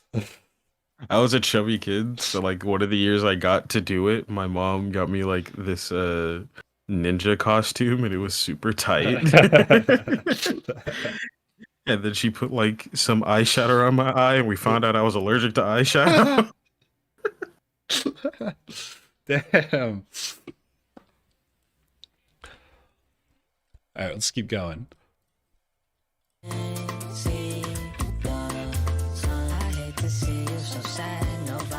All right, so when you were like writing lyrics about being in love with a vampire, how do you go about that?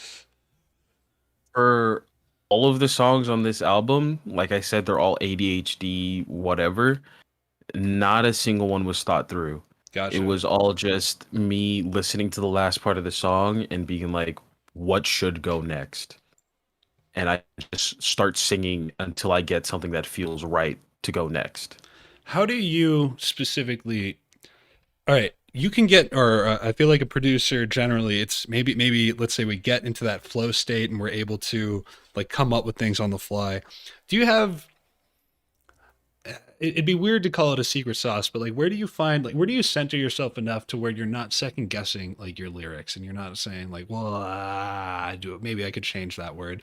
Like, is that like a confidence thing? Is that a, or yeah. How do you not second guess yourself? Um, I'm gonna say this as a general, uh, anytime you're doing anything music related, the way you stop second guessing yourself is do it. And if you're like, I like that, then keep it. If you're like, I don't like it, it's music. You can delete an entire section of a song. No one will ever hear it but you. Keep going. If you just suddenly wake up one day and you're like, this fucking drop sucks ass, delete it and keep working, bro. That's good Maybe advice. maybe save a copy so you don't lose it in case you want to come back to it later. But if you there's plenty of songs where I've created entire drop sections and I was like, oh, this is so sick. And then I wake up the next morning, I'm like, God, this is fucking terrible. I just delete it and move on. Do you Because find it? Oh no, go what you're saying. Go what were you saying? I was gonna say, you can have sentimental value to your songs. That's okay. But if you want to release a lot of stuff, be okay with deleting. Be okay with getting rid of parts where you're just like, this isn't enough. Where would you draw the line? I guess. Because I've I done guess things where like people were like, "Oh, that's so sick," and just my brain didn't like it, and I just got rid of it. right. It's just a simple, do I like it or do I not? Do I want this to be in this song? And if I don't, I'll get rid of it. It's Do you- just a simple like flipping a switch, yes or no, like in the moment. Do you like this or do you not? And it's harder. I feel like when I was earlier into producing, it was a lot harder to be okay with just deleting stuff and getting rid of it and moving on. right. But like as you learn and you're like, I can definitely make more stuff like this, and it gets a lot easier just being like, ah, this is ass. I'm gonna get rid of this. So maybe being confident in your skills, like to a degree, rather than Yeah. like confident in like your message or execution. Yeah, just be confident in yourself enough to know that if this part is gone, you can still do something else with it. Gotcha. Yeah. Yeah, no, you're right. It's there I feel like there's a lot of sentiment attached to anything you make when you first start producing. And maybe it's because it's brand new to you, or because music is this brand new endeavor that you want to pour everything into. But yeah, no, it got easier for me to delete things as time went on.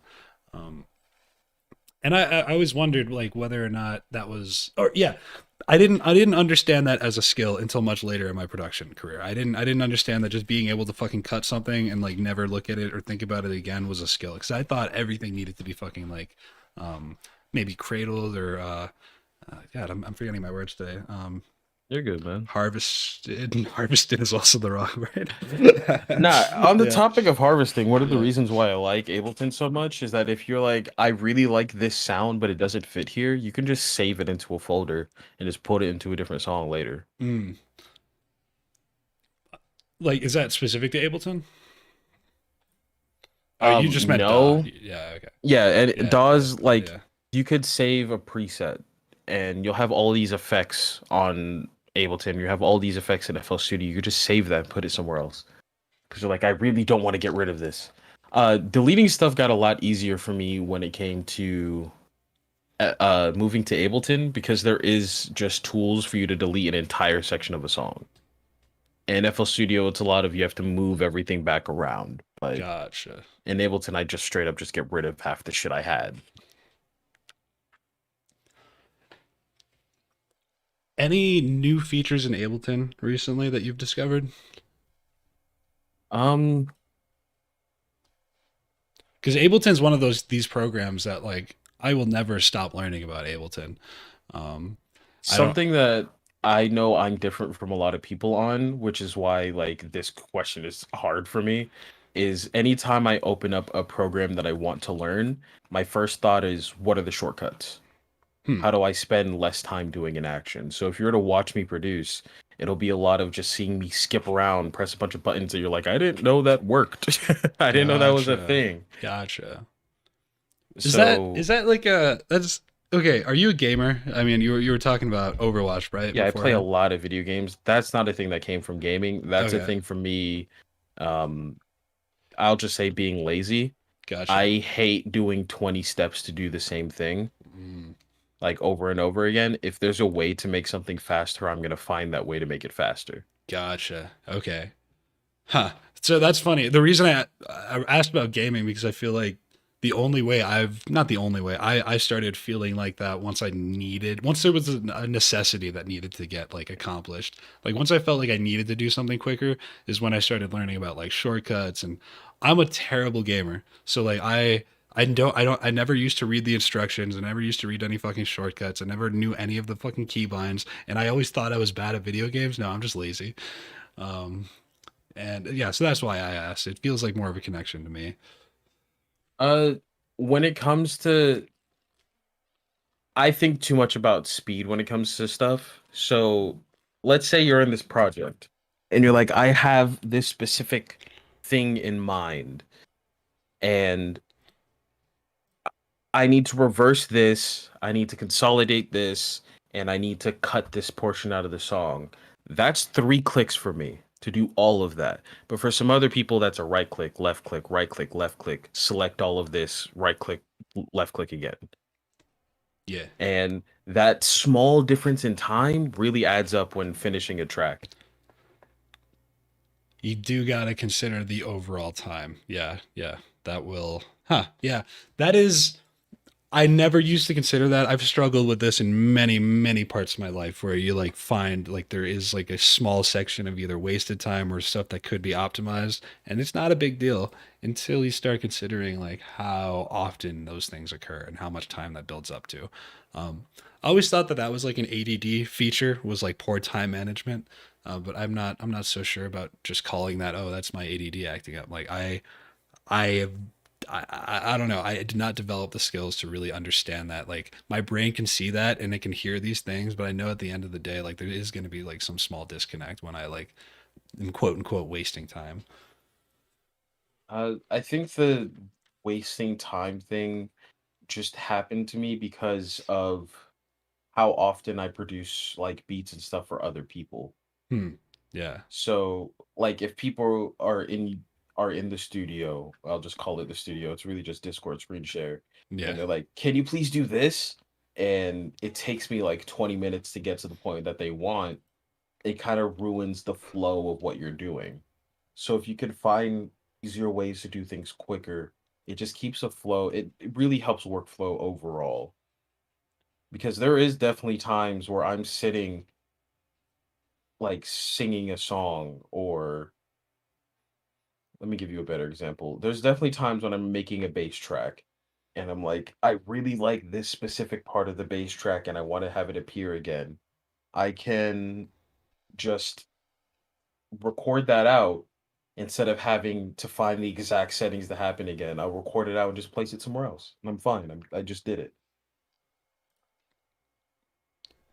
I think you're right about the deadlines thing and and because the only reason I got into graphic design or more into graphic design that I mentioned earlier was because I was doing marketing for a band that I'm managing, and that comes with a lot of deadlines. Yeah. And I've never like experienced the crunch that I was working on, like for a program that I was so unfamiliar with that I immediately was like just Googling things like Stack Overflow. I was just like, how do I do this in like such a short amount of time?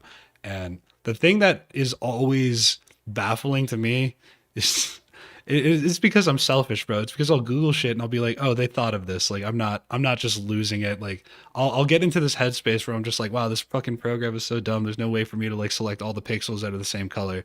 And then I'll Google it and I'll be like, oh no, that's like the first shortcut that you're supposed to learn. And I'm Mhm. like, I Con- gotcha. Bro, you gotta Google it. Anytime you're like, this takes a little too long. Yeah. What can I do to speed this up? Yeah. The developers often surprise you. Yeah. A lot of the time, well, not a lot of the time. Well, no, I'll say a lot of the time for developing like apps for programs, they got to think about it. They got to be like, what is an issue that someone would have, and how can we alleviate that issue? Right. Because Yeah. that's the main thing that makes UI in anything good.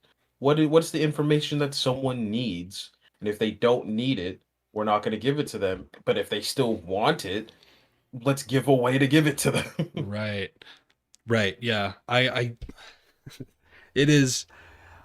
It's funny, knowing the amount of shortcuts that I was always told to learn shortcuts in Ableton, and I only started learning them like in the past 2 years. And my production, just on shortcuts alone, production skills, they exponentially grow. So my advice on my experience is, everyone in chat, learn your shortcuts, and like literally any Learning program, shortcuts. Any program. not just a DAW. There's people that spend like hours in the program because there's this repeatable task that they found the most simple way to do it when there's just a two-button shortcut that they didn't look up. Completely agree. And this happened a lot in computer coding too, but I didn't save myself any time there, bro. Um, all right, Archer. I'm conflicted because I'm not really sure how to proceed. And Rudy, I think Rudy's the name. Just asked a question in the chat that I tend to end on, but we could spend some time talking about this. So let's see where this goes, Yeah. and this might be one of our last questions here. But Archer, Smolder. What do you think a producer starting off should focus on? Marketing first, building connections, or focus on or focus on honing in on your sound, or to juggle all three? This is a question that I would certainly, wager, if I were doing it all over again. So something this is what helped me transition from FL Studio to Ableton so quickly. I think it'll help beginning producers.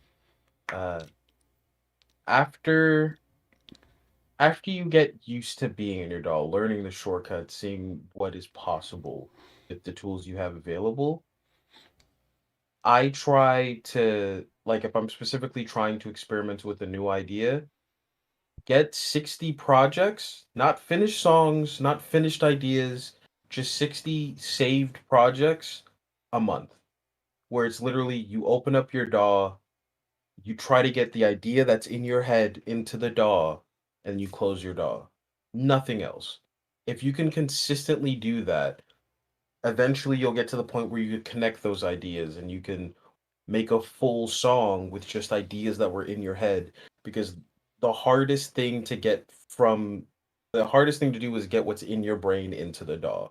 If you practice that enough, you'll be able to finish a lot of songs a lot faster and more efficiently than you think you'd be able to. So on just the music production standpoint, do that. When it comes to building connections, I don't just make friends, bro. Just hop into communities, chill about for a bit, talk to people. Don't completely worry about it just being, oh, we're music pals, we make music together. Just chill with people, because eventually being around people long enough, they'll be like, oh, I like this guy. I like their company. I like spending time with them. I'd like to make music with them. I'd like to do things with them because I appreciate this person. It's not And just like you're like seeing what you can get out of the person. yeah, Yeah. if you're constantly just getting stuff out of people, that's how you get the whole clout chasers, and everyone's like, I don't really fuck with this person because they're only around me because they want to do this. Yeah. Um, but when it comes to marketing, marketing is when you finally are able to, in my opinion, marketing is finally when you're able to get the you out of your music. If you can get people to hear a song and be like, that's them. And that comes from you doing these distinctive patterns that you usually do, because the only thing that makes you you in your music is what you do consistently. You can go from all of my songs and you'll still get a consistent vibe from me, mixing wise or production style wise. So as soon as you have your vibe is when you start thinking about what do I want to be portrayed as and what do I want to market myself as. You kind of don't get those options unless you can flush yourself out of your music, I feel like. Yeah. Because you're gonna It, have a bunch of yeah. If you can't flush yourself out of your music, I feel like people are really gonna start dictating, your brand. yeah. Because there's plenty of artists that did marketing first and then they released their songs and it's like, "Oh, this isn't what I wanted from you. This isn't the person I thought you were." It's all right, I guess. Like fucking Bella Porch. She released a few songs and I liked them, but I can definitely tell people are like, oh, you're just okay. This is I wasn't expecting you to be one of these artists. I wanted Ariana Grande out of you. Yeah, yeah, you can really screw yourself over if you start off with the Yeah. marketing. I do want to, maybe this is a pushback, but would you say, because, all right, so my experience when getting, like, let's say, you're in that stage where you're trying to get those 60 ideas out like a month, right? Is community more important than the discipline there? Like I, to me they feel almost equal. To me it feels like you could go either way. Like if you're, like, I'm very socially facilitated. If I'm in a group of producers or people who are all just showcasing music to one another, I'm going to want to fit in. I'm going to want, I mean, music specifically, I'm going to want to like be a part of that. And that is what tends to give me the drive to, like, I guess, work on all those projects and to get better at something that I'm trying to work on. And do you find those set? I'm sure that depends on who you are, but I guess for you personally, is community as important as honing on your skills, or the other way around? I think that this question is difficult because the way I want to answer it is weird. That's fine. I think When it we're comes, weird. We're weird here. yeah, we're weird, we're weird.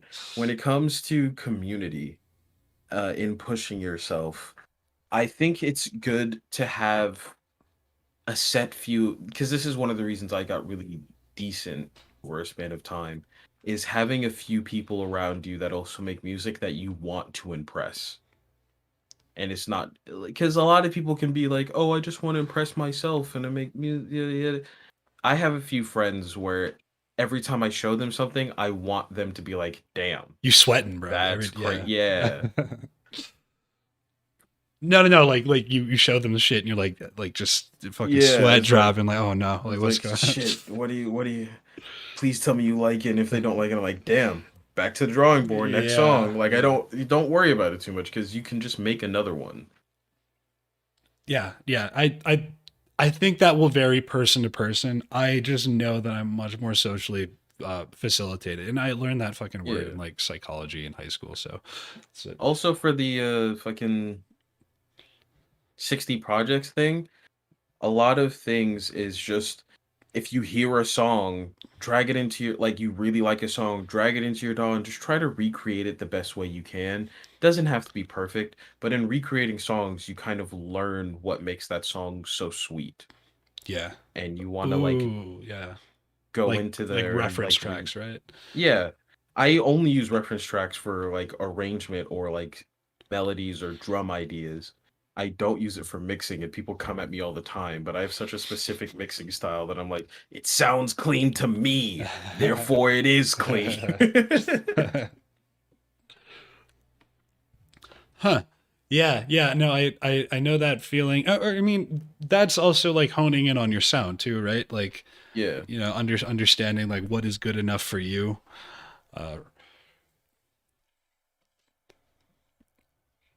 but we got one more. This is the last question I'm going to take from the chat. Not because I don't want to, guys, but because I'm a bad podcast interviewer. All right. Last question also. What do you think are the fundamentals of mixing beats? Do you put a lot of, do you put a lot in your mixer channel, or just use a few plugins, or just use a few plugins? My bad. So I have my Ableton set up that every time I open a MIDI or a audio sound, it already has an EQ8, a utility, a compressor, and this thing called offset. And basically it uses echo. I think it's the echo. It uses a reverb thing that allows you to just offset sounds by milliseconds. Whoa. A lot of what I do is I just take off low end and I slightly adjust the EQ, and maybe if the sound needs it, I use some compression, and then after that, it's just like reverb decay and stuff to just add atmosphere to the track, So that's and then every audio or MIDI? both. I have them Oh, set up for wow. both, That's cool. and a few people know this from me, so I'll just let this one go fly. After I'm done making a track, I save a copy and I lower everything to zero. I zero out all of the like negative infinity, if you want to call it that, and I make sure no sounds coming out. I start with my kick and 808 and I raise them up to a decent level to work around, and then I slowly start raising every other element until it feels right. So that's just a feeling Oh, thing to me because I've gotcha. just been making music for so long. Do And you then I use Master Effects. do you subscribe to that whole you're not supposed to master your own tracks deal? I don't. I master all my own tracks, Yeah.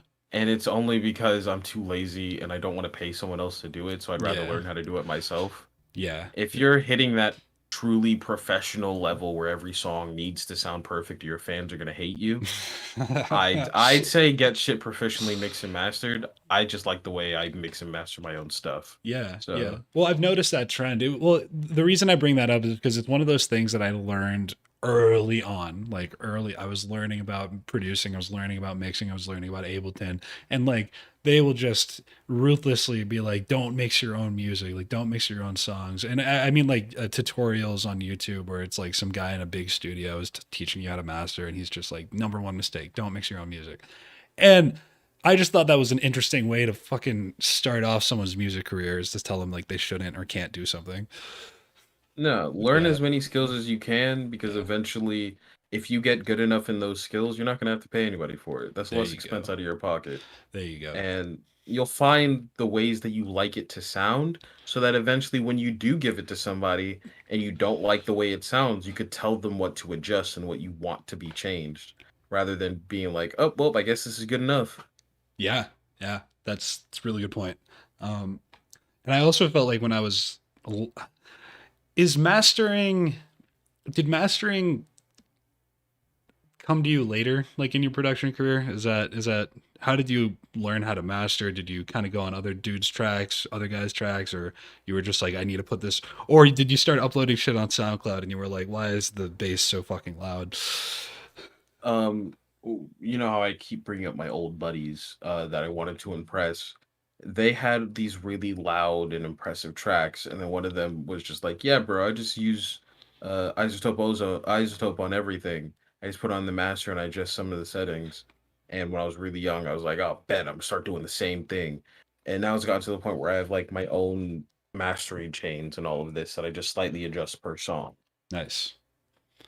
How do you So I just design got lucky younger. your mastering chains? I'll be honest. I've focused a lot and for so long on production skills that mastering is something that I know a fair amount about, but I don't. I'm out of practice for, or don't have much practice for. So it depends again on the track. Currently, I'm in this phase where I'm just like, put the chain on there. I perfected it. It sounds like me. Yeah. But it would always start with an EQ boosting the upper mids to give it some more lively feeling and a little bit of the lows because I like bass and a compressor to make sure things aren't peaking too high, some sort of saturation or an exciter or something like that, and then a little bit of imaging, and that's how I'll get like the basis of my masters. I'll usually just take like mono out a little bit of the low end and then widen the super upper mids and high end to get like a tingling feeling when you're listening to my songs. Yeah. Like any like panning at all, or Yeah. yeah, yeah, yeah. I pan a lot. Well, depends on the song, but I usually pan a decent bit when it comes to my production. I automate pans a lot too. I also do like extra EQing and compensation and all this extra shit. And recently, I just been like, fuck it, I want shit to clip. So I just put a free VST called G Clipper, and I Okay. max that bitch out. Oh, you want Uh, things to clip? You mean? yeah, I want it to clip, so I just max out Oh, something called G Clipper, and I'm just like, nice. fuck yeah, I love clipping. That all right. That's going in my notebook. That's for sure. Yeah. A lot of really good SoundCloud songs, people are like, "Oh, how'd you mix this so clean? It sounds so perfect." They just have really good soft clippers, bro. Okay. Dude, that's awesome. There's this you don't know this guy, but maybe you do. There's this rap beat producer, Oddwin. His mastering process is just G Clipper on the master. He just makes it clip, and you're just It like, all right, varies it's done. so much. Like and the reason that's surprising to me is because I don't know. Again, back to the early days. It always the early days of like Ableton YouTube tutorials are like, this is how you do Y, or X is how you do Y, and like nowadays it's like X Y or X A B C D E F G H I J K L M N O P, or how you can achieve Y, and I'm like, oh, okay, so they just emphasized, and I feel like it put me in a rigid box where I felt like there is a specific way to master your music in order to get it professionally ready for the car, the everywhere else you want to play at the stadium, and You then use Ableton, right? yeah, I do. Open up Ableton real quick. I'm about to Got send you you. something. Sounds good. I'm Because you brought up Carmack a decent bit. Uh, I found a pack that just had a bunch of Carmack shit in it, and I'm gonna send you the Carmack master chain from 2016. Hell yeah. And you're gonna see there's literally it's the most simple basic master you could ever do if it opens up. Let me double check to make sure it's working. Yeah, for Yeah. sure. This, every time I put it on my tracks, it never did anything for me because Carmack is just so good at mixing his tracks that he doesn't need his master chain. Oh, A lot of people that are really, really good at mixing don't really need a master track. The master track is there just to uh tighten things up a bit, is the best way to put it. that is a good way to put it. Cause yeah. One thing that I've heard, and I'm sure that rings true, is shit in, shit out. Yeah, Can't polish a turd. can't polish a turd. That's why you always got to find high quality samples. But did you send the mastering chain? Yeah, it should be Dope. there. Dope. Oh yeah, it is. Nice. Grazie. Sure. All right, man. Well, should I open this thing up now? Yeah, it shouldn't be an issue. I just wanted you to check it out. I'll explain it so the viewers can see Yeah, it let's do or it. like think about it. Yeah, let me see if I can. Oh, this is a good idea. Really good point. It's just- I think what I can So do is wait. Let me get it. Let me you get don't the. have to change anything. I'll just talk about it. You're fine. All right. Well, it's not open quite yet. That's why I'm like Oh, yeah, trying to you're good. stop you. I'm like, no, I'll wait. please, I'll wait. I'll wait. please don't. Oh, sweet. Here we go.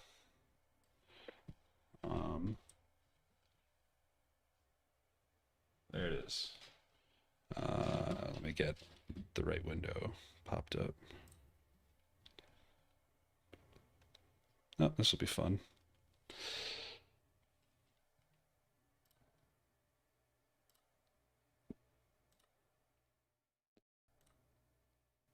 All right, that's fine.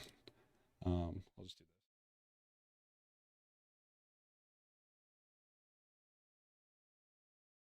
Okay. So saturator up 16 dB. That's most likely because he mixes his tracks really quietly, and that just brings it up enough for it to make sense. The EQ, I guarantee he probably slightly adjusts this a bit for it to make sense for himself. The OTT there, just to tame some sounds if they're getting too much high end or not enough low end. It's just very, very, there's nothing going on. It's very, very slight. It's probably another thing that he personally adjusts himself. Auto filter is most likely there for effects, bringing the song in and out type of thing, and the utilities there just in case. Like I think it's for just gain changing. Like if a song's too loud or too quiet at certain parts, he can slightly adjust that as well. That's the entire master chain for him. It's a lot of self tweaking per song. And it's not going to change much in the songs that you're working on unless you personally adjust them yourself.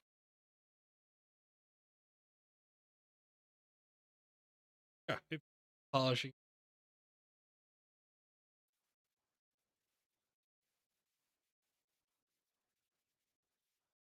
Yeah, of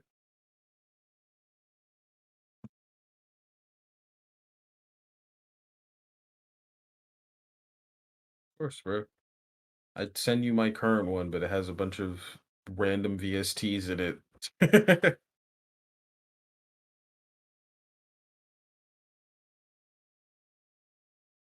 I cannot say anything about that currently. This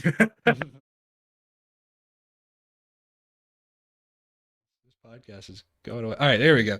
All right, the screen is back. Archer, I do want to say, thank you absolutely for having such a great and long conversation with me. Thanks for being a team player, man, and really, following or not following through, like sticking with it and giving well thought out answers and encouraging me to keep going or like I never really felt like the ball stopped rolling. So thanks for that. Of course, man. It was fun. I enjoyed this talk. Where can the people who are on the interwebs find you? All of my ats on everything is at I'm Archer without the E. So TikTok, Instagram, not YouTube. I should probably grab that. yeah, definitely do Twitter. that. It's all I'm Archer. So if you're ever searching for me, just look up at I'm Archer without the E.